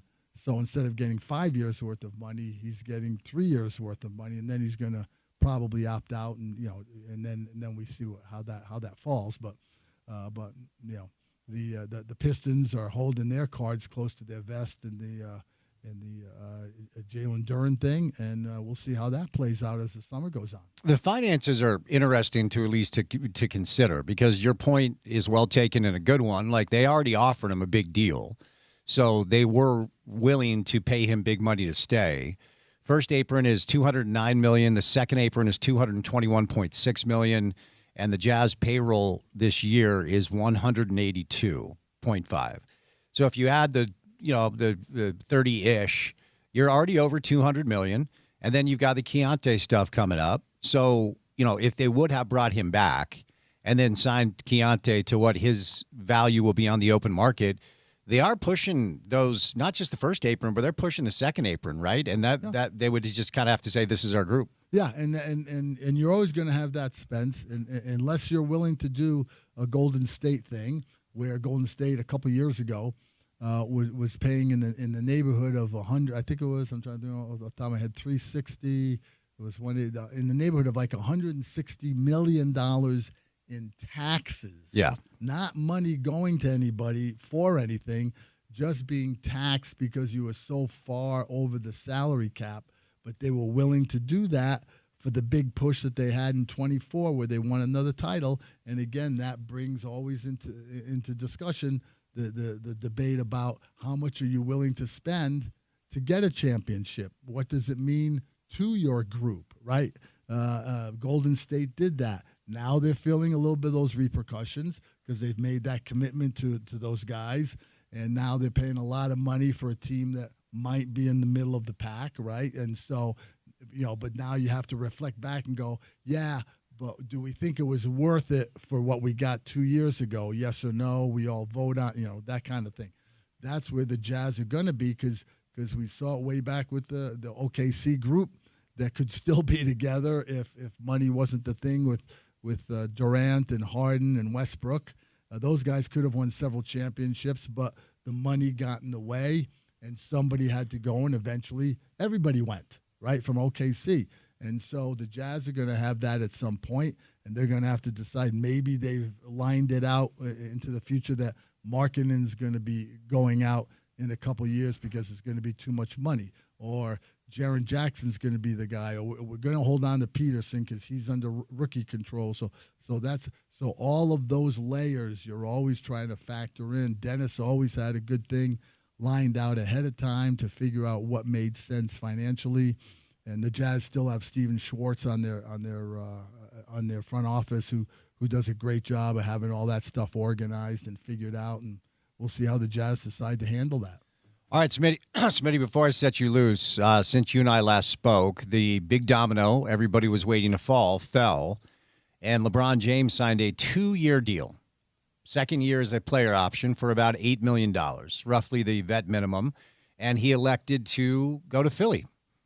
And, I think we're probably going to be in for this, again next year when he opts out and all the things or whatever. It gets kind of exhausting. Why do you think he decided to join the 76ers? I think there's a couple of things. One is that he likes that roster, especially with Jaylen Brown coming in from the Celtics and of course, with Maxey and Edgecombe, the young guys. And he has a very good relationship with Tyrese Maxey because, he's a Rich Paul guy. And so they've worked out together the last several summers in the summertime together. And so they're under the same agency. Obviously, we all know the big wild card is Joel Embiid, and he's a prime guy. He is a big-time guy when he's healthy and he's going. You can't stop him. And so if he's healthy next spring, and that seems to be the big roll of the dice by LeBron James, he's betting that Embiid is going to do the things and the team is going to do the things around him. They're going to get him on the court and healthy and playing 38 minutes a game when May and June come around next year. And if that does, then they're going to have a good shot at it. Still think his better bet, just odds-wise, probably would have been going to Cleveland, not just because he's from there and the whole full circle and the story of it and everything, but the team they have are some good, hard-playing guys, and I think that could have been a good move for him. But we'll see how it falls in Philly, man. If he doesn't get it done, the Philly fans are going to let him have it. Yeah. And so that's going to be another layer to the soap opera. Absolutely. Smitty, great stuff as always. Good to see you. We'll chat soon, okay? Hi, Spence. All right, the great Richard Smith. I want to let you know you can help Utah kids start school with confidence. Over 200 kids at the road home need your help with back-to-school clothes, shoes, backpacks, and more. ESPN 700 invites you to be a child's advocate. Visit ESPN700sports.com or appletreeforkids.com for more information and to donate now. Also want to let you know, if your house continues to be very, very hot, even though you have the air conditioning on in the summer, if the winter rolls around and your house is cold, even though you have the heater on, it is your windows. So you should take advantage of the summer window special from our friends at Advanced Window Products, where you can save $2,500 when you purchase 10 windows or more. And those discounts can be prorated if you just need fewer than 10 windows. This is Nate Orchard, the mayor of Sac Lake City, his buddy Jake Weber. It's a family-owned business, and they've been in our community for years, and they have an unbelievable reputation, so you're safe doing business with them. And take advantage of this offer where you're going to save $2,500 when you purchase 10 windows or more with our friends at Advanced Window Products by dialing 801-850-9100. That's 801-850-9100. 801-850-9100, or more information can be found online at advancedwindows.com. All right, coming up next, we're going to let you hear from some Utah football coaches and players from spring practice. Sammy Mora from Ute Zone will join us. Sports Court with our friends from Handy and Handy later on. We'll get to the 5 o'clock hour. We'll say goodnight at 6 on a Thursday drive, and it's good to have you along for the ride right here on ESPN 700.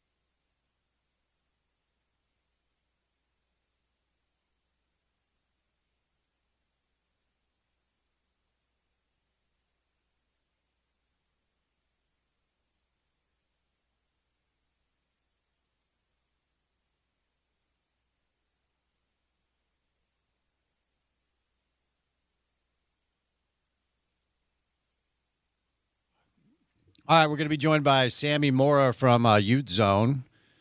Sammy stops by consistently to talk Utah football. It's day 4 of camp for the Utes, day 2 for BYU, day 2 for Utah State as college football is here. Going to have games in about 4 weeks from now, so that's some exciting stuff. We'll get back to some of the other storylines going on right now. Good stuff from Smitty today, who joined us live in studio. We have Sports Court coming up with our friends from Handy and Handy, so stay tuned for that before we get to the final hour of the program. Should we go Kevin McGivern first, young man? You want to go Kevin? What do you want to do first? Up to you. We got, as we talked about, the whole lineup of assistants and position coaches yesterday. Maybe start with the OC if you want to. I do want to get to Sharif because I thought it were good comments from Sharif Shah yesterday, but let's get you some sound from practice for the Utes today, and we'll start with the offensive coordinator. Here's Kevin McGivern. Morgan has talked about how you fit your offense to the personnel. As you've kind of surveyed this team, what do you feel like the strength of this team is and where you want to design your offense around? I think always first and foremost, I look at the skill set of the quarterbacks. And so designing things that we feel like Devin can handle, that he can do well. Obviously integrating Bird into that and what that package looks like for him and what the volume looks like for him. And so I'm always going to look at those two components first. With the skill guys, a lot of different pieces there. So I think we can kind of mix and match some things, but utilizing two backs and what their different skill sets are, especially with Wayshawn and Daniel Bray, they both bring some different elements and different skill sets where you can utilize them in different ways than just ball carriers.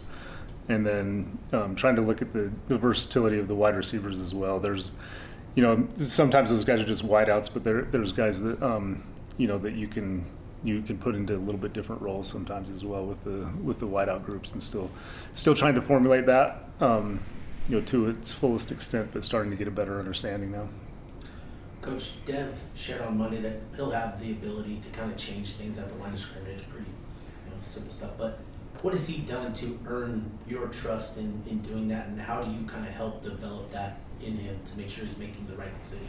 Yeah, just kind of always a slow process with that, just making sure that he has command of the offense, and so as you go throughout spring, you just kind of integrate little things here and there. He's already exhibited, even in the 2 practices we've had up to this point, much better command of what's going on, and so he did some things in practice yesterday with some protection checks that were not anything that he did in the spring, and so he directed some things to handle some pressures in defense, and so we're giving him the keys to the car in that element. There's some different things on the perimeter with looks that he sees where he can get himself into the best situation based on the look that he's getting with route concepts and things like that. And so as we go and as he exhibits that command, we kind of put more on his plate in terms of taking control. Last year, Devin said last year was probably the most banged up he's ever been in his career. I mean, had a multitude of injuries, but now he's fully back healthy. This is kind of a 2-part question, so if you need me to rephrase, let me know.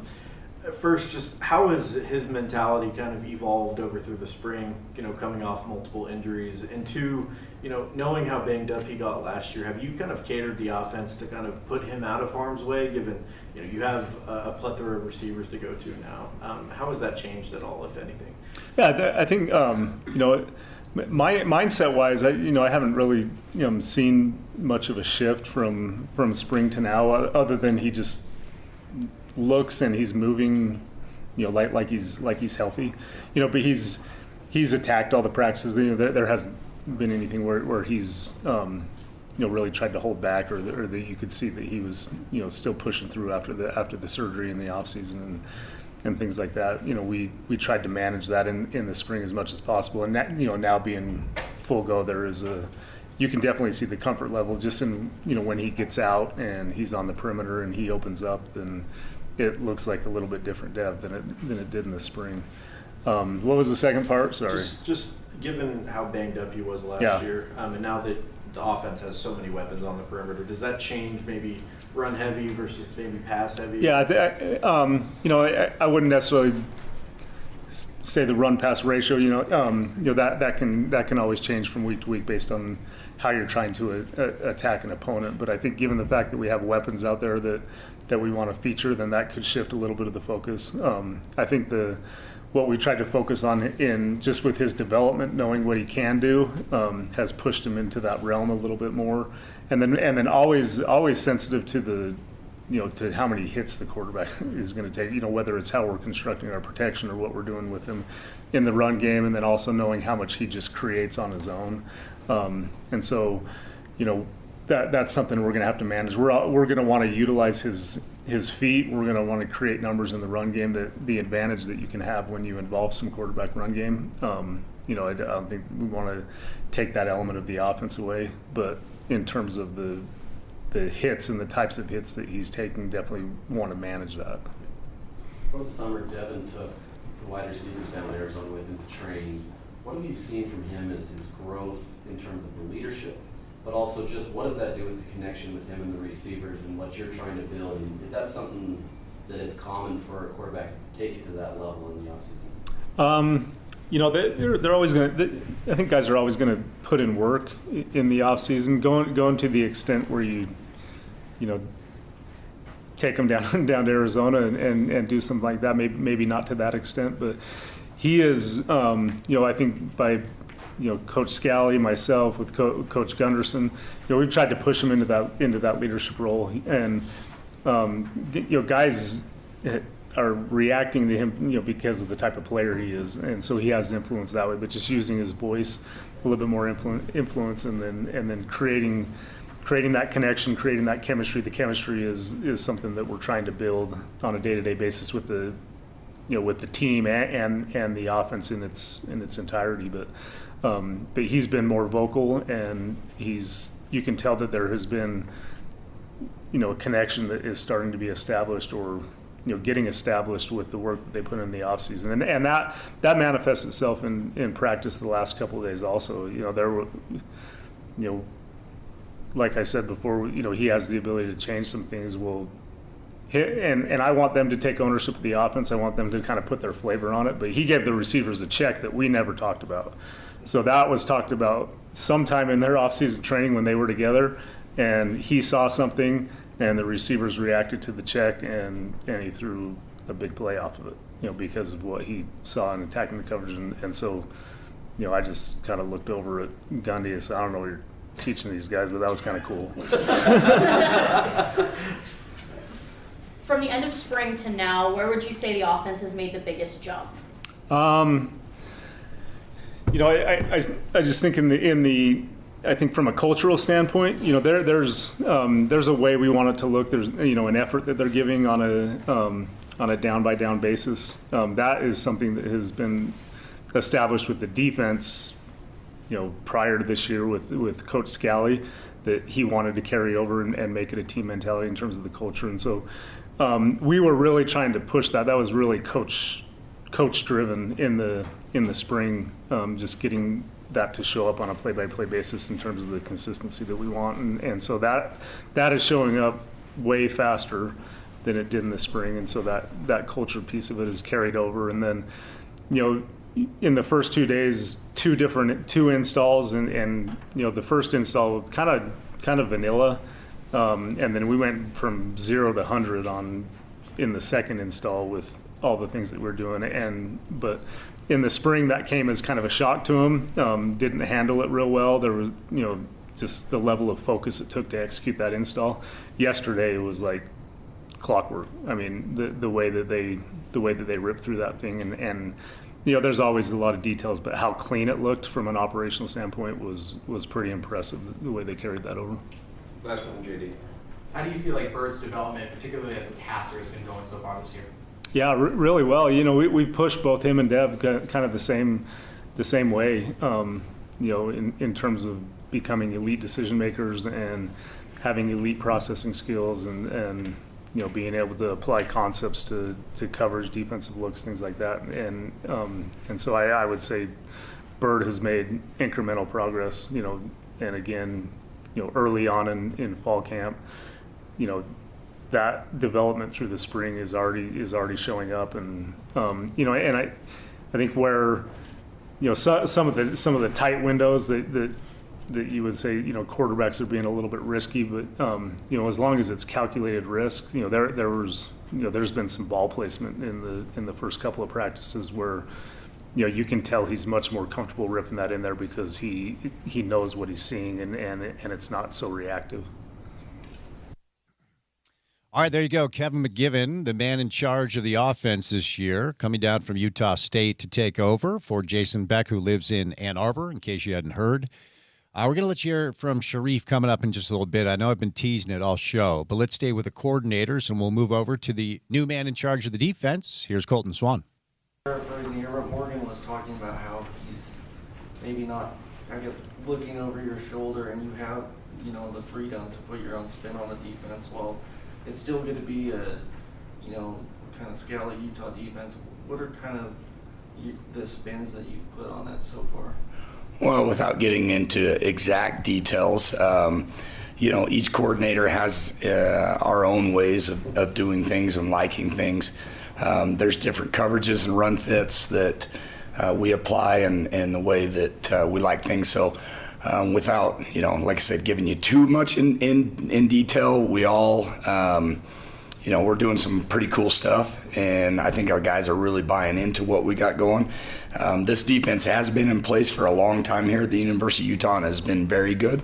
So you got to keep that in the back of your mind as a coordinator is if it's working and it is providing very good production and it's not broken, then don't try to fix something that's not broken. So as a coordinator, you got to be smart with that, but at the same time, you want to have your own spin on things and really looking for ways to improve things where things maybe broke down in the past. You've got a lot of talent on the defensive side, but there's a lot of competitions in many position groups. As a defensive coordinator, how are you balancing trying to get guys there as fast as you can so that you can get those set versus just trying to make sure that you do it right and trying to get the right guys in the right spot? Yeah, you got to be creative as a coordinator for sure, because you can have a plethora of guys in different positions that can all play, and getting your best 11 out there is definitely something that you're always constantly thinking of, because it is all about the players. It's all about them over scheme, and so you got to be creative, find different ways to utilize that, and to constantly be massaging your personnel. But I do know this so far in camp, through 2 practices, it's been extremely competitive with those that you're mentioning and how talented we are on the defensive side. Which is a good thing. It makes it harder on us as coaches figuring out which ones are going to play, but we definitely got a good problem going on. I'm going to ask you something not related to football. You talked a little bit about just cattle wrestling. I think it's cattle wrestling. Steer wrestling or bulldogging. Yeah, and you said you've lost a couple of teeth doing that. Yeah. Walk me through the background of how you got into that, and how often are you going back to Idaho to do some steer wrestling during the off-season? Let's see. I went back 4 times, but actually the 4 times that I went back this summer in the month of July, I took my kids. All right, so I can show you a pretty cool picture. Let me show you my daughter here. I'll show you my daughter on this picture right here. And this is what we do as kind of our entertainment in Idaho. Okay, this is her. Okay, on riding a sheep, right? she's 5 years old and she gets what we call scorpioned, right? So she's getting bent over backwards right there, and that's me in the background, kind of yelling at her or encouraging her, right, as you will. So that's kind of how I got into it, doing stuff like that. Just kind of grew up in that world. We were large cattle ranchers in Idaho, and my grandpa, actually, who was a quarterback here at the University of Utah, he was an All-American, and he played here right before World War II, okay, and he was drafted by the Chicago Bears. His name's actually out in the trophy room, believe it or not. Not a lot of people knew that about me and the University of Utah, but he played here, and my uncle played here as well. But Grandpa was drafted by the Bears and went on to get drafted by the Navy and served in World War II. So he graduated from University of Utah with a law degree, and he came back from war, and my grandma thought that they were going to live the good life, the country club life, being lawyers and all that good stuff, and Grandpa bought a ranch. And so they went on to be ranchers and moved to Idaho, and it's all been cowboying and football ever since. So, yeah, my dad played at Utah State, like I said, my grandpa, and my uncle played here at University of Utah. My brother played at Utah State. My other brother played at Boise State. And so it's football and cowboying. And we just grew up that way, and it's kind of a way of life. You don't ever move away from it. It's awesome. I actually think it teaches you a lot about toughness and endurance and just the way that life really is, the hard way, and not cowering down to stuff that adversity that can become difficult. So, awesome. Thank you. That's a long answer. No, Sorry. You're good. I'm sorry to ask that. No, that's my passion right there, man. Coach, Cyrus Bowler's received a lot of praise for different things. Just what does he have to do to continue to earn your trust and potentially carve out a role this season? Man, there's not much there because he's got a lot of trust from me. But he is continuing to prove to not only myself but his teammates and Coach Scally and the rest of the coaching staff that he's very productive. He's an extremely good player. He's got a great attitude, and he's had a really good spring. And now moving into fall camp, he's just kind of taken off from there even more. So really excited about him. He's in a nice little battle with other really good linebackers, and to refer back to the question earlier, finding ways to be creative as a coordinator and finding these ways to get these good players on the field. So excited about him. How do you feel like Troy Reynolds has improved from the end of last season going into this year? Man, Trey Reynolds is a rock. He's been a rock ever since he's been here. He is steady. He is a guy that does everything right. He's extremely productive. When he was on the field last year and years in past, he's been, whether it's special teams or defense, he's been a very, very productive player. And there is not a guy on the team that will outwork Trey Reynolds. He is exactly who you want when you're recruiting guys, ones that do not shy away from that hard work. And he's had a great fall camp. He's taken over as a leader in the room. He's very compelling, meaning bringing a lot of the players not only in the linebacker room but defensively along with him. And he's awesome. So excited for him and what we're going to do with him.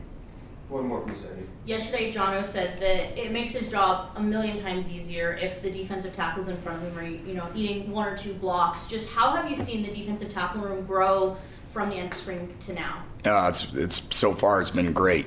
I mean, in two practice, you see exactly what we want out of that group, and that was them and the DBs. A lot of turnover in there and new guys coming in, so it was a question mark going into spring, and you've seen nothing but growth and development from those guys, and it's continued so far. You can tell that they've had a great summer in the weight room, that they've done a great job in the video room, and it helps us as linebackers if we got a front four in front of us that can allow us to do some cool stuff linebacker wise, but it also helps in the back end with putting pressure on the quarterback. And so the D tackles are doing a fantastic job and are going to continue. Me and Colton Swan are like the same guy.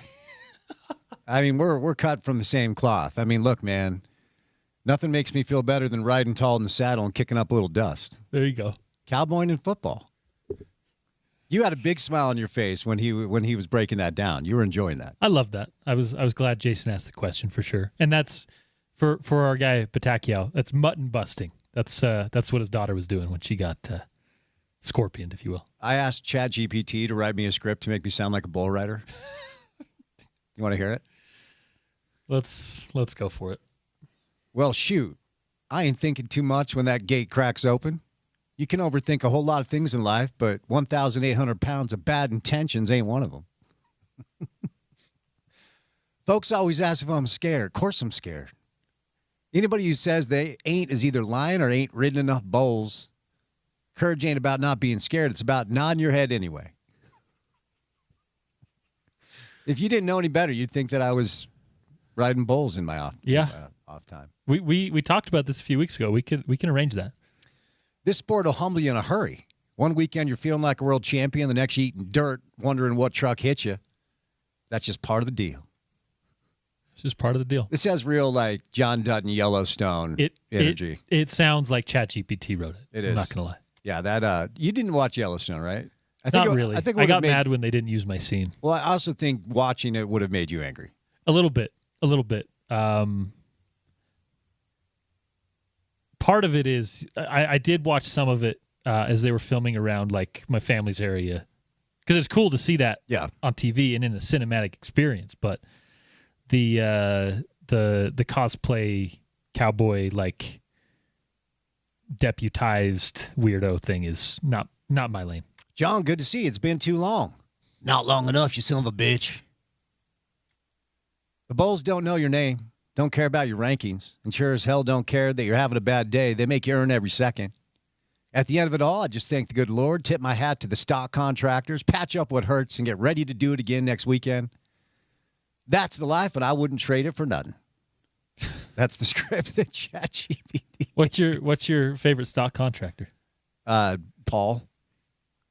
I have no idea. Are there companies that do this? Yeah. Okay. It's kind of an independent thing. Pete Carr, Pro Rodeo. Yeah. They do a good one. Everybody knows that. All right, let's get one more piece of sound. If you admit, Porter was smiling ear to ear when Colton was breaking down the rodeo stuff, so that was pretty cool. But before we catch a break, I've been teasing it, and if you missed it, here's what Sharif Shah had to say yesterday. Morgan was talking about how he's maybe not, I guess, looking over your shoulder, and you have, the freedom to put your own spin on the defense. Well, it's still going to be a, kind of scale of Utah defense. What are kind of the spins that you've put on it so far? Well, without getting into exact details, each coordinator has our own ways of doing things and liking things. There's different. Morgan was talking about. Sharif, obviously you're going to get a lot of questions about corners, but I want to ask you specifically about special teams. Sure. Since you are the coordinator of that group. How have you seen maybe Dylan Curtis, Orion Phillips, and the rest of the special teams unit come along from the end of spring to now? What's been fun is to watch somebody like Logan Castor. Logan is our long snapper, short snapper. He does all of our snapping. Logan's been in the program for years now. And when you think about Utah football, Logan is who I think about. Somebody that just works, doesn't complain, never asks for anything. Oh, I absolutely love him. And I love that he said, Coach, if I just focus on one thing and becoming the very best snapper for you, you think I can probably find a way on the field? Like, maybe.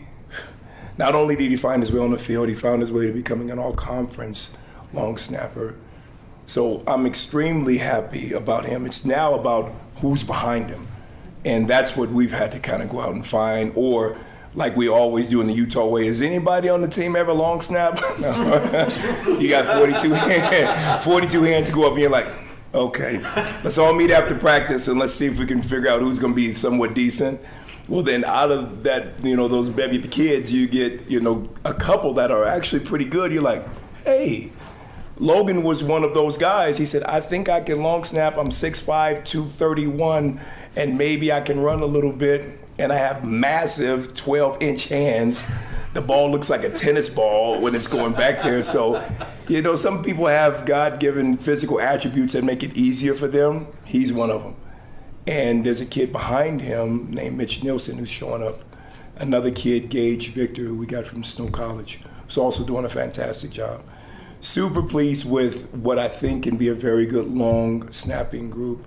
Orion Phillips, when we first got him, he looked like my baby from Joe Dirt or something. He just looked crazy. And I tell him that all the time. I said, you were 162 pounds. He's 193 now. And I watched him punt. Like, you might have a chance to do something special.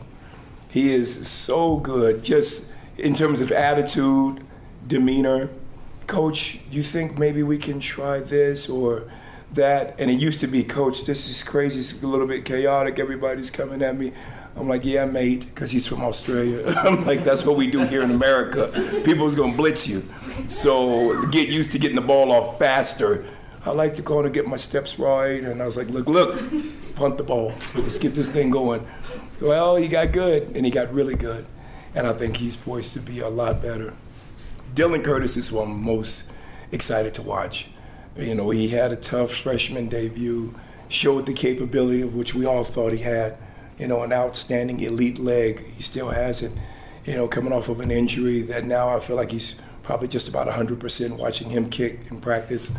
I'm like, oh man, we might be pretty good.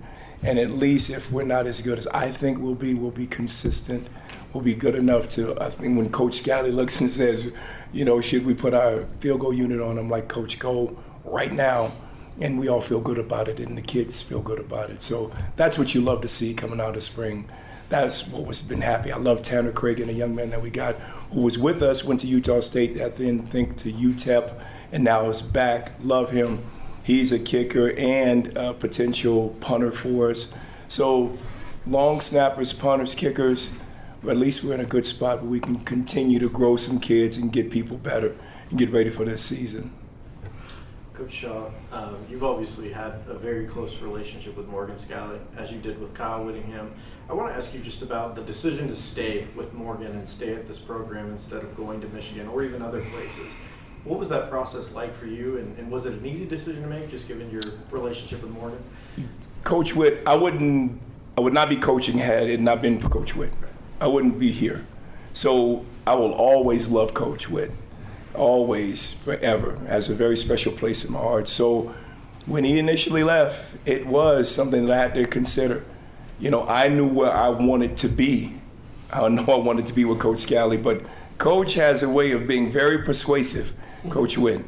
You know, he can be very persuasive. And when I talked to my wife and just going through the things that I still wanted to be able to achieve here, it made sense. It was what was in my heart to be with Coach Scally. You know, we had a lot of plans that we sat in the corner, that defensive room for years, just, well, if I were this and if I could do that, you know, wishing, and how some of these things are starting to come to fruition. No, you don't want to go anywhere. You want to see if you can make those dreams a reality. So, man, I absolutely love what I believe Coach Witt is going to build, but my home was here. It was with the guy that, you know, I was able to cut my teeth with. And on the defensive side of the ball, it's with the thought and expectation that we want to win in a big way. We want to do what Indiana showed everybody that you can do. If you can assemble the right young men, have the right culture, the right mindset, you can do that. That's not a one-off. I think that's going to become more apparent and more commonplace than people think, especially with what's happening in college football, what's been happening, transfers, more good players and on virtually every team. So I wanted to be here. Last one from Josh. You have a lot of competition in your room. I know you're never satisfied with where Never. But where are they right now? Do you feel comfortable that you have guys that can get out there? I think in spring you were saying they were a little too physical. Are you at a point now where you feel comfortable with at least where you're at? I'm at a point right now where I can look in my room and say, these 5 or 6 guys should be able to really help us. I didn't know that in the spring. In the spring, I'm like, I think he might be able to do it. I'm not sure about this kid. But now, having gone through summer, just a few days in the fall camp, you know, and Coach Scally is so good. He wants an assessment on everybody. Like, what about this room? And we do that as a coaching staff, like everybody else in the country. But I look at the room and say, yeah, I'm getting comfortable with believing that these 4, 5, 6 kids can really do it. I guess the level of impatience with me is invariably injury happens. So I'm looking at the other kids in the room like, you should be able to come along faster, which makes me incredibly impatient. I'm always yelling at somebody for something. They're like, well, I didn't even get a rep. Well, you've been watching for the last 3 days. Why don't you know it? Yeah, it's kind of wrong, but it is what it is. but you want the accelerated development right now because we play. The kids are like, "Oh, coach, we don't play until September." I'm like, "We play in 5 minutes." That's what it feels like to me. But I've grown a lot more comfortable watching the kids in the summer, and then again in these last few days to say, man, Scooby should be able to have several guys be with him. Scooby because he has the most experience, but then it's Eli Reed who showed his physicality and length. James Chenault, we call Bobo, incredibly savvy. J.C. Hart, who's been with us, now is comfortable in the defense and starting to make some plays. Earl Parker, young man we got out of JUCO. Brandon Holmes, another young man who would probably be vying for a nickel spot. The person I'm probably most excited for is Jeremiah Caldwell, who we call Rock. Rock played safety, played outside corner, played nickel. His versatility and command of the room just gives us such, I think, a benefit. Especially it helps to be 6'2.5" and playing nickel as well as corner. And then the young kids who I'm impatiently patient with, your Dylan Waters, Major Henshin, the kids that just got to us in spring who I'd love to continue to take a big step forward. It's and the person I hope continues to show me improvement like he has the last 2 days is Nick Brown. He came from Lamar, and I've asked him to play nickel, and it's just a lot to do, and it's a lot to digest in that spot, but he's doing a great job. So I can at least confidently say, man, I have a good room. I feel like I have good pieces to assemble to make us really, really competitive, if not absolutely elite, I believe. But we have a lot of camp left, a lot of camp left. Camp Scally is underway for Utah football. For the best coverage of Utes fall camp, keep it tuned in to the OC Show and The Drive with Spence Checketts every day. And visit ESPN700sports.com. Camp Scally is brought to you by CenXL JBR, Beer Bar, Citron Cooperman, and your Utah Toyota dealers on your home of the Utes, ESPN 700 and 92.1 FM. We'll catch a break. Sammy Mora joins us next on ESPN 700.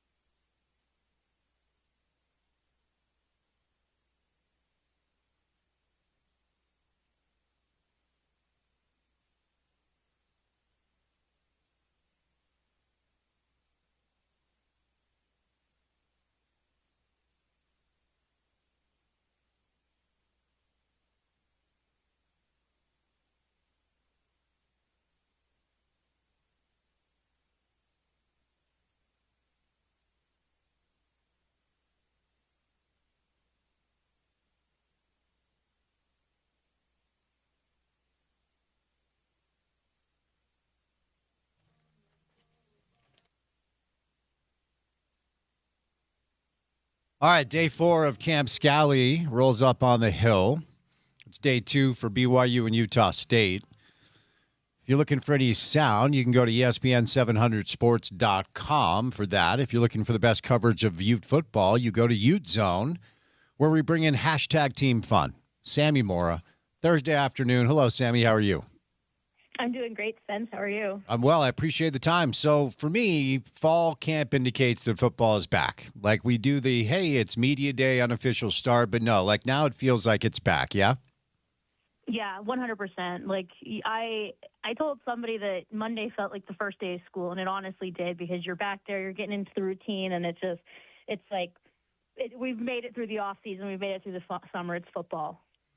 Okay, so as I've said to you before, I am results over vibes, but we don't have results because it's not time for games yet. So we do kind of have to talk about just kind of how the thing is going so far. So just give our listeners, as somebody who's up there daily, just your impression on the first 4 days of camp. What stands out the most? The biggest thing for me that stands out is just how often and how glowing the praise has been for new strength and conditioning coach Steve Saunders. I know there was a lot of back and forth in the off season when he got hired, whether or not it was a good hire, especially because his NFL grade was not great. But the results are starting to show themselves with these guys. You know, you have Alex Harrison saying that there's a member of the offensive line room who have lost fat and gained 20 pounds of lean muscles in 2 months. Jordan Gross said that Zaraway Williams is up to 331 with less than 26% body fat, I think was the number he used. So you have those guys, especially on the offensive line. We're talking about it. Lucas Samsula said this was probably the best strength and conditioning program he's been a part of, and he was at Wyoming previously. So just all around from top to bottom, the praise that Steve Saunders has gotten from these players about, you know, the shape they're in and how they're feeling and stuff as we head into camp has been very encouraging. What have you been able to learn about Kevin McGivern, who, of course, has a long track record? We had Coach Mack in studio this week, and he had some good perspective on Kevin's background. And, you know, we all were a little spoiled last year with the second best rushing defense, or excuse me, the second best rushing offense in the country. How similar, Sammy, is it going to look, and what are some of the differences you've been able to learn? Well, I think, you know, you have Chad Bumpus saying that this offense is very wide receiver friendly. I think that sent off alarm bells in my head, but good alarm bells, because I can't remember the last time Utah had an offense that was deemed wide receiver friendly. Usually it's a ground and pound, run the ball type offense, and that's not what it sounds like this year's offense might be. Of course, McGivern did acknowledge that they will still run the ball, especially when you do have a high-level running back like Wayshawn Parker leading the charge, but they're going to adapt a lot more to what defenses are giving them. If the defense Utah's playing is a very stout secondary, you might see more run plays. But if a team is, you know, selling out for the run, they will throw the ball. Utah will try and throw the ball on these defenses now, which I think is very encouraging, very interesting. But when McGivern talks about a balanced offense, he's not talking about 50% run, 50% pass. He's talking about getting the ball to everybody. So it's Devin not just keying in on Braden Pagan every single game. It's Devin getting the ball to Braden Pagan, and then him getting the ball to Kyrie Scholes, and then to Creed Whittemore, and just spreading the wealth around, spreading the rock. Because it's a lot harder to defend an offense when you have 4, 5, 6 guys out on the field who can make a play at any given moment. You're not going to see teams, you know, circling one guy and just selling out for that guy, which is what it felt like at times previously with Utah, especially if you go back to like the Dalton Kincaid, Brant Keithy years. It was like those two, and then it was not really anybody else. But with the amount of weapons that are on this offense, it's going to be hard for defenses to key in on one guy. At least that's what it looks like right now from, you know, what we see on paper and what we hear through the grapevine from people or at practice. Shout out Drez Anderson, the last Ute wide receiver to go for 1,000 yards. I was talking to Bill about this this week. Do you think this is the year we see a receiver go over 1,000 yards? Bill's response was interesting. He said no, only because he feels like there could be 3 or 4 that are between like 500 and 700 yards, which I thought was interesting. But what do you think, Sammy? I agree with Bill. I don't think we see a 1,000-yard receiver, and that's no fault to the wide receiver room at Utah. I think the reason why you're not seeing a 1,000-yard receiver is just because of the sheer amount of talent that's in this room. I've said it once and I'll say it again. On paper, this looks like one of the most talented wide receiver rooms I've ever covered for Utah.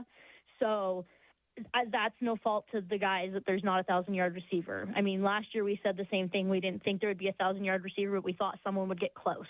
And, Ryan Davis was pretty close, and I wouldn't be shocked if Braden Pagan matches what he had last year, which was in that 900-yard range. And then you have a couple other guys, 500, 600, 700 yards and down. It's just they're going to spread the ball around. They're going to spread the wealth. They're not going to walk in on just one guy. If I had to ask you who will be the leading receiver at the end of the year, who would you say and why? My gut says Braden Pagan, just because of his comfort level in this offense. He played in this offense under McGivern last year at Utah State. Braden even said at practice on Monday that it's very similar to what they ran at Utah State last year. So my gut is saying Braden. If I'm being going out on a limb, I would say Larry Simmons, or as we call him over at Ute Zone, Touchdown Larry, because all he does is score touchdowns. I think Larry's probably contender 2. But I don't think we see a tight end in the top 5 this year, which is my probably hottest take that I have so far. That is a very hot take. That's very interesting because I think fans are just kind of used to seeing tight ends heavily involved. Do you anticipate we'll at least see maybe 1 or 2 tight ends heavily involved? I think we'll see. Noah Benny will be, I think, the guy at tight end. But then you have that room is just interesting in general because you have Hunter Andrews, you have Semi Talonga, you have Sione Motupuaka, those Rhino guys.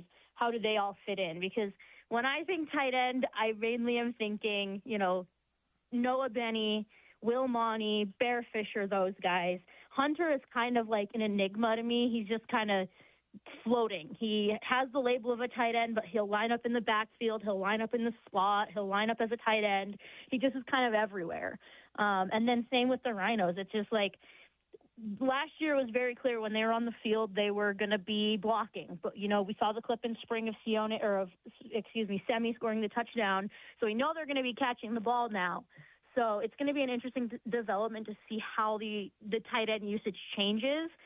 But I think because of how much talent is in the wide receiver room, it's going to take some pressure off the tight end room. They're not going to be, Devin and McGivern are not going to be relying on those guys in that tight end room to be, Dalton Kincaid level of receptions and yards this year.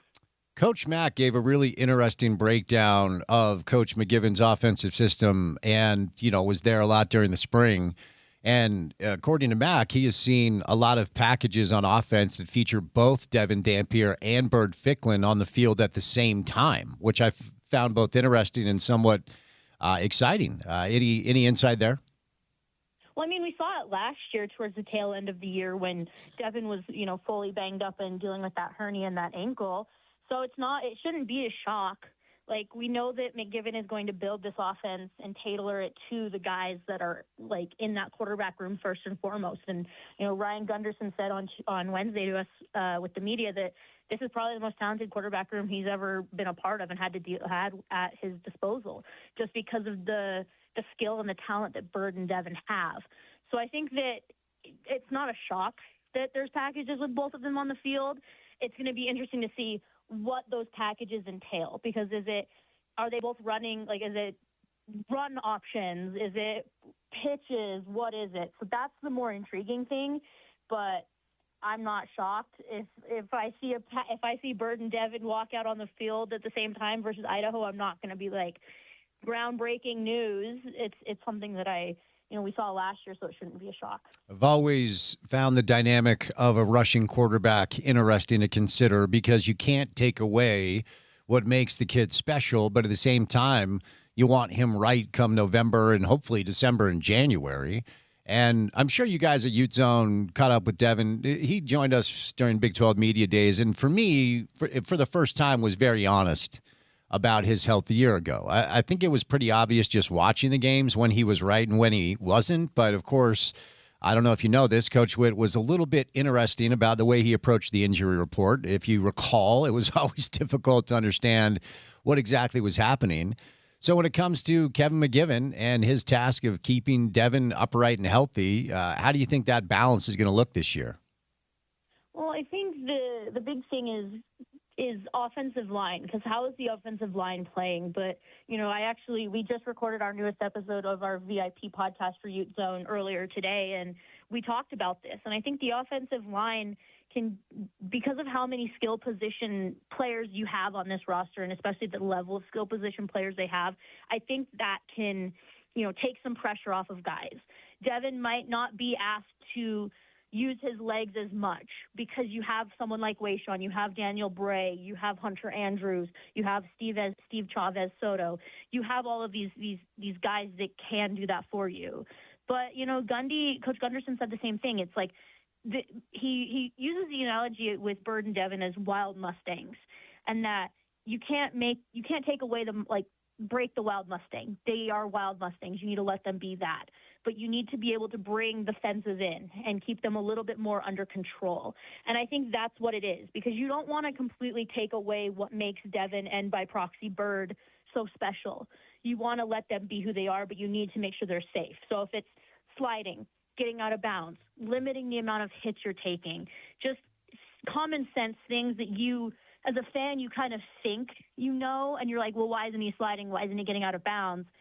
In the heat of the moment, when your adrenaline's going, sometimes that's hard to, kick out of that and be like, okay, I need to slide or I need to get out of bounds. So if we can see that growth where you're not seeing Devin take as many hits, I think we're in a good position.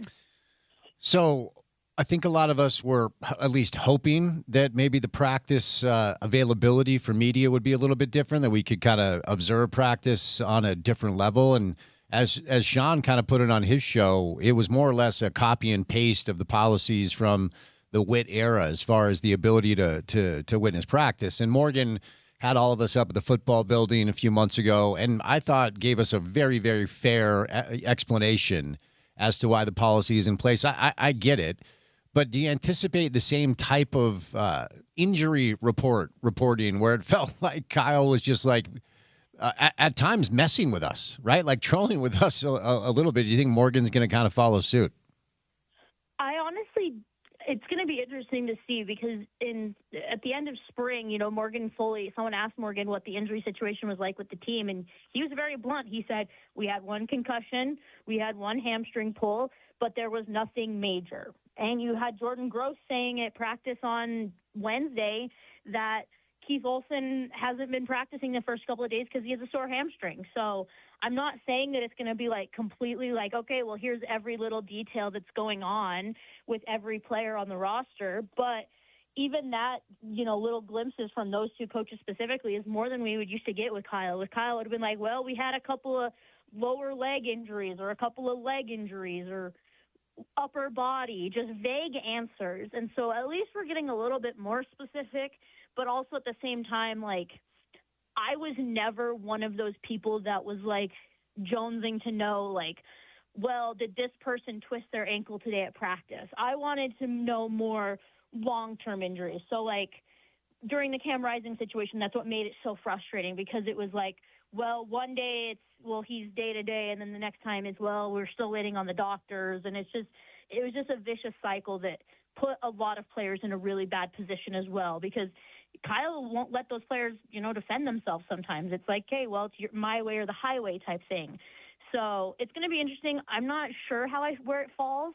I think it's gonna be something that we're gonna have to see as the season goes on. But at the same time, I hope that we don't have season-ending injury, so we don't have to deal with it and we don't have to learn about it.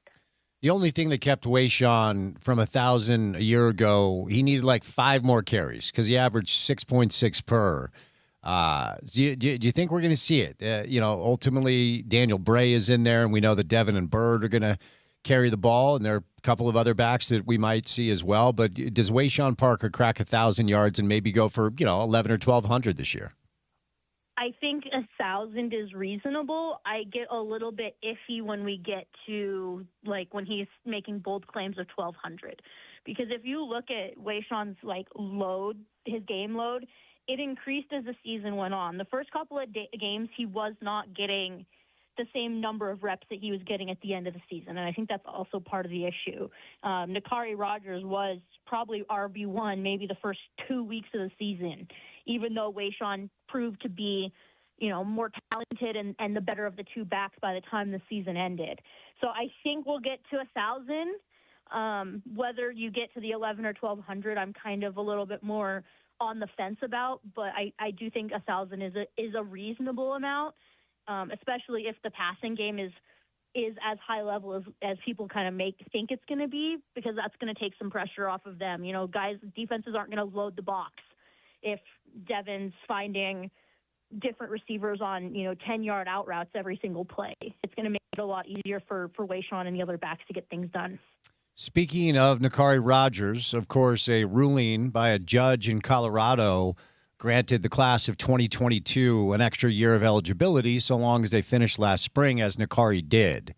I've seen some social media stuff here or there. Morgan himself alluded to the potential of maybe adding a piece or two. When he addressed the media, what's the Ute Zone inside there, Sammy? We honestly haven't heard anything that makes us think it's going to go one way or another. I think a big telling thing is I asked Mark Otuaya yesterday. I said, because someone asked about the possibility of bringing Nakari back, and he kind of said, well, we'll just kind of see how things go, basically, because there's still a lot up in the air with that ruling, because now you have the NCAA threatening coaches to be suspended for 50% of the season with ghost transfers, and it's just a mess. But the thing is with Nakari's reps, if Nakari does come back, those reps have to come from somewhere.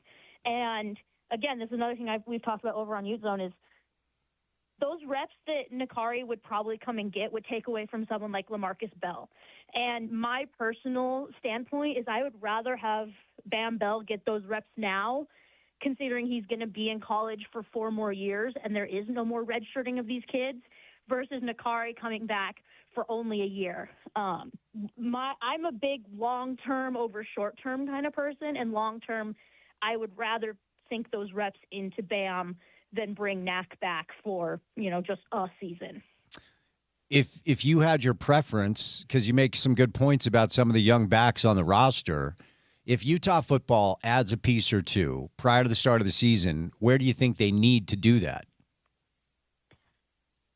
That's a tough one, because honestly, outside of the offensive line, I don't really know any room that has any glaring issues. And even then, the offensive line, I'm starting to get a little bit more confident about as we get deeper into camp. You have Jordan Gross saying that there's 10 guys that he would feel comfortable with rolling with if the season started today. So that feels a lot better than where we were in spring, where it was kind of like, well, we have guys, we just don't know what we have. I don't really know. That's like a tough question. That's why I think this roster is built so much differently than, last year's team, because last year's team, the obvious answer would probably be defensive tackle, because there was nobody in that defensive tackle room who had played consistently and played at a high level. But this year, I don't know. My gut says offensive line, but even then I feel a little iffy saying that, just because I know what the guys that are in the room are capable of doing. Let me ask you about that unit before I set you loose. And I know we talk about this every couple of weeks, but obviously it's a very important positional group in order to accomplish the things that Coach McGiven wants to accomplish this year. Do you feel like we're getting closer to identifying who the 5 are? I personally think so, as much as they're trying to play off that they don't. I think we are. I already mentioned that Jordan Gross mentioned that Keith Olsen wasn't practicing, but we kind of penciled in Keith as a starter at one of the guard spots. We've also kind of penciled in Alex Harrison as a starter at center, and Zeraway Williams at one of the tackle spots. So that leaves one guard spot and the other opposite tackle spot up for grabs. And, myself and our publisher, Dan Sorensen, we get into a little bit of a disagreement on who gets what spot. I honestly think Solatoa Moiai is going to be your other guard, and I think that Cedric Jefferson's going to be your other tackle. But he thinks it might be Kelvin Oba and Isaiah Garcia. So it's just, there's so many different ways that this offensive line can get built. It's just a matter of what gives the team the best chance to win. I do think that we might see some mixing and matching when Utah plays Idaho, just because the way you react in practice is going to be a lot different than the way you react in a game, especially when you're lining up against someone that you haven't been practicing against. You haven't been practicing against since, January or February of this year.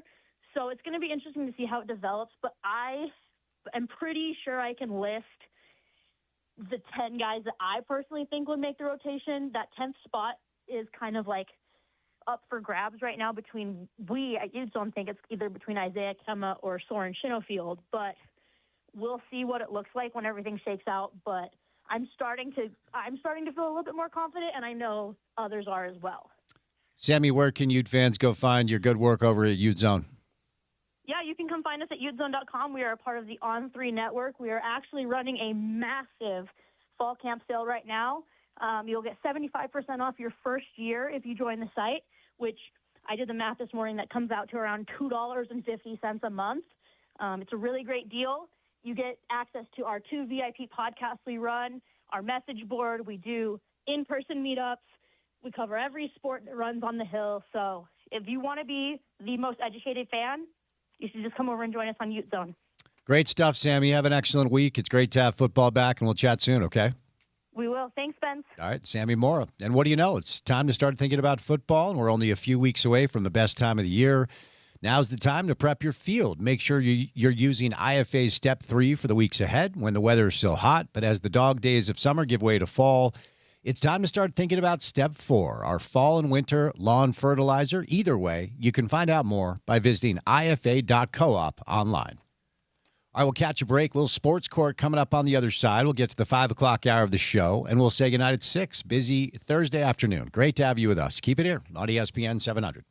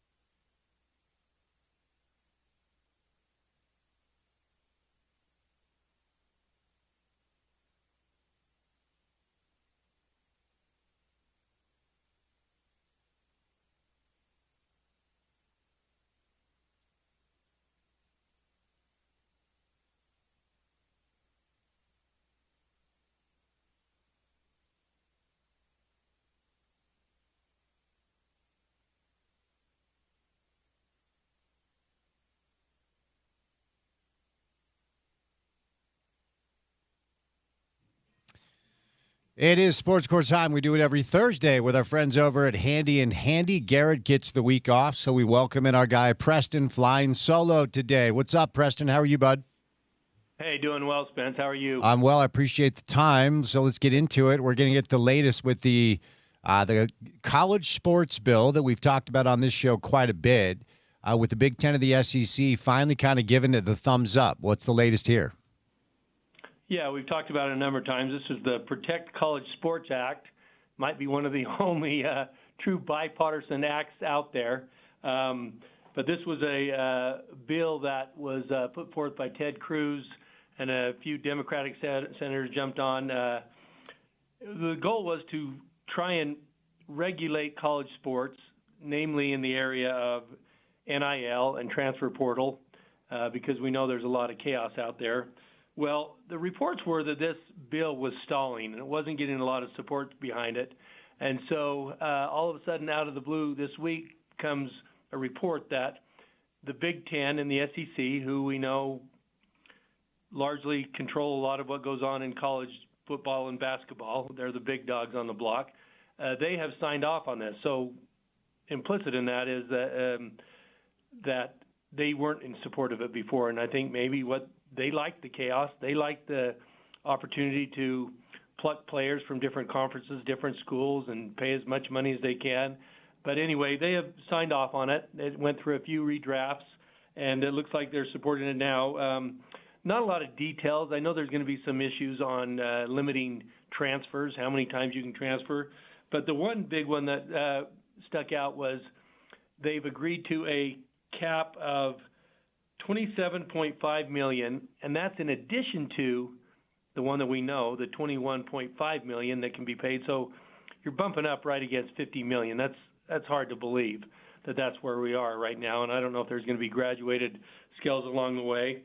But it's got a ways to go. It's got to get support from a lot of people. As reported that before this, our guy Tommy Tuberville, who was the did I say that right? His name?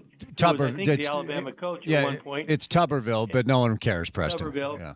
And he's a U.S. senator now, and apparently he didn't want to get behind it, but they're hoping that he'll get behind it now that the SEC schools and in particular his state is behind it. So what has to happen now is it needs to go through these drafts and hit the Senate floor and see what the vote is there, and then it goes to the House. I don't know. We'll see what happens. I think a lot of people support something like that.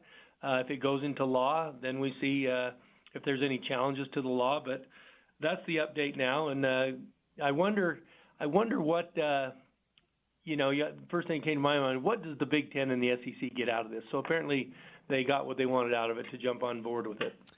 Moving over to a story that's being followed closely by several of my degenerate gambling friends. A federal judge has ruled in favor of Utah's anti-gambling laws over online prediction market Kalshi. What's the latest? Yeah, so we've talked about this Kalshi prediction markets, which I don't fully understand, and it's markets where prediction and it's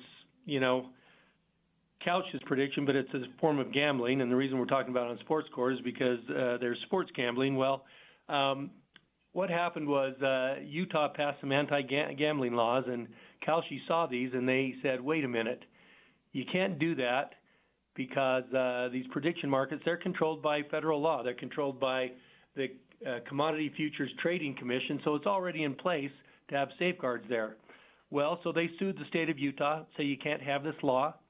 And here comes Judge Robert Shelby of the Federal District Court, and he agreed with the state of Utah, and he said state gambling laws don't prevent the Commodities Trading Commission from serving the public interest in regulating derivative markets, preventing price manipulation, ensuring financial integrity, and on and on.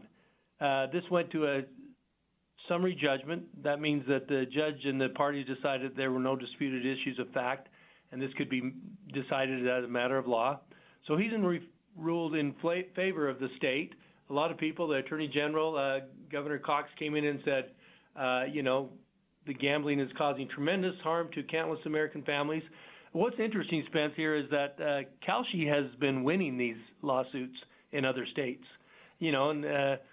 it's just another example of it. Depends on what the state is, how the state's law has been drafted. There might be just really specifics about it, and who the judge is. So my guess is that Kalshi, knowing that this could be a slippery slope, I'll bet they will appeal this.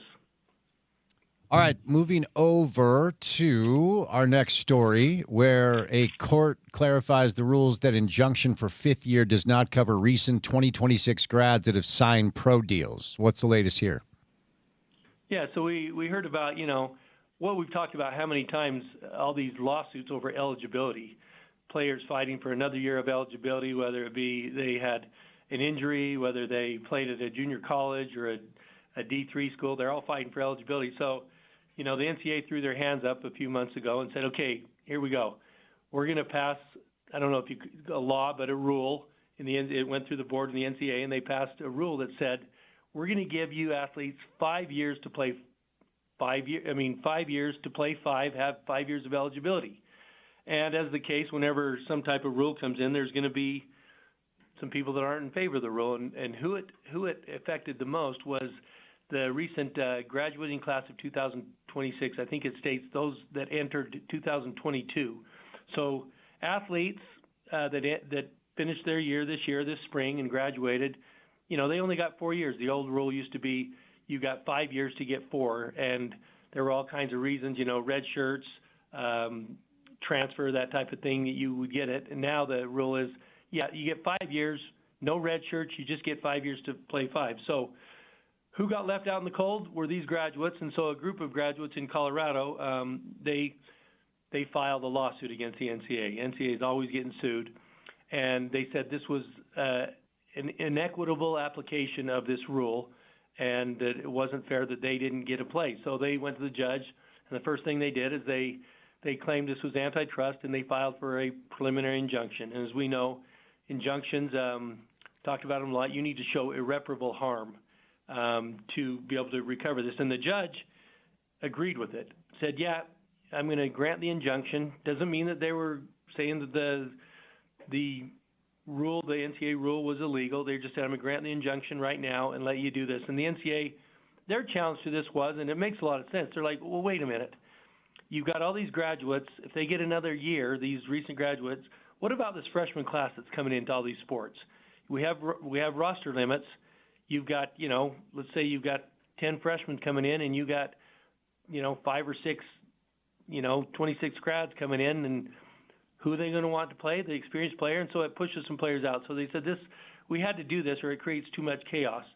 Well, now the judge looked at it and has gone back for clarification and says, what about these players that graduated in 2026 and they went to, for example, a rookie camp? The first rounders, the second rounders, they sign their contracts. That's great. They're going to go play. They're going to continue to play in the NFL. But what about the ones that are free agent rookie contracts?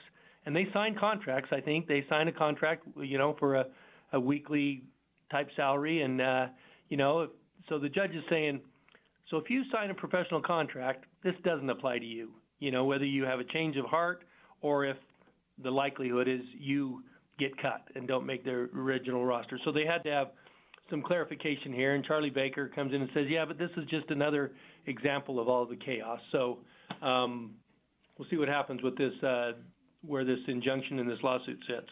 Final one for today, and I didn't even know that Floyd Mayweather was set to fight Mike Tyson and Manny Pacquiao. I learned that today, but he's also scheduled a fight prior to those fights that apparently is getting him into some hot water. What's the latest here? Yeah, so we got Floyd. I love to say Floyd Money Mayweather, one of the greatest boxers of all time. Well, let's remember, he's 49, and he entered into a contract with CSI Entertainment to fight 60-year-old Mike Tyson, who, remember, was a heavyweight, and Floyd Mayweather went in several classes, and a follow-up fight with Manny Pacquiao, who is, I think, 48 years old and is a senator in the Philippines.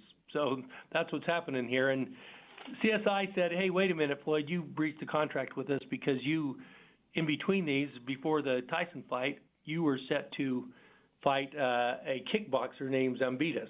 And so they sued Floyd, claiming breach of contract, and what they did is they filed for right off the bat, a preliminary injunction that would enjoin Floyd from getting in this fight with the kickboxer.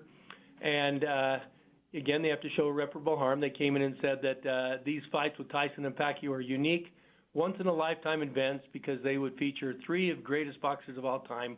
And this says, if you go ahead with this hurts our brand, this hurts what we're trying to promote.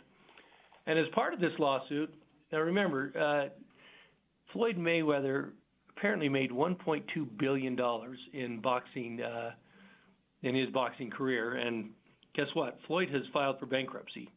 And so as part of this lawsuit, CSI Entertainment has put in a request. They filed a motion to look at his financials because they said, hey, well, what if this goes south and he breaches and he can't pay a judgment or something that he's owing us? Well, the judge said, no, you can't do that right now. This is about a breach of contract claim. This is about your injunction.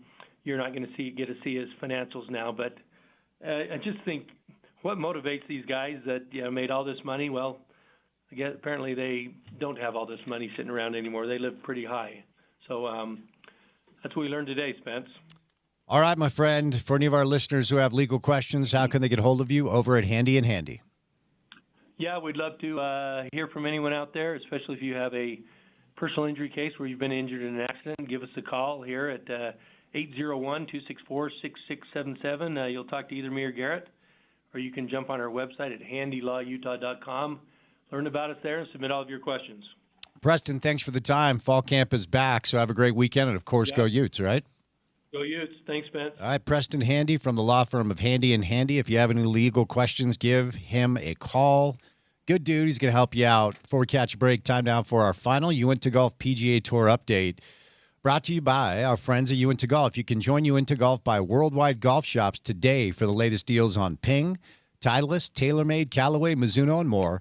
Club fitting technology, 90-day satisfaction guarantee, golf simulators, indoor hitting bays, full-service repair and regripping, indoor putting green, and experienced service professionals. Serving Utah golfers since 1971. Just head over to uintagolf.com. The Wyndham Championship going on in Greensboro, North Carolina. Bo Hostler is your leader after round 1 at 9 under par. Sahith Theegala and Ben James are at 8 under. Eric Cole's at 7 under. Our local guy, Zach Blair, who's had a good, solid year, 2 under par today for Zach. So a good round for Zach. We'll catch a break. Final hour of the show is next on ESPN 700.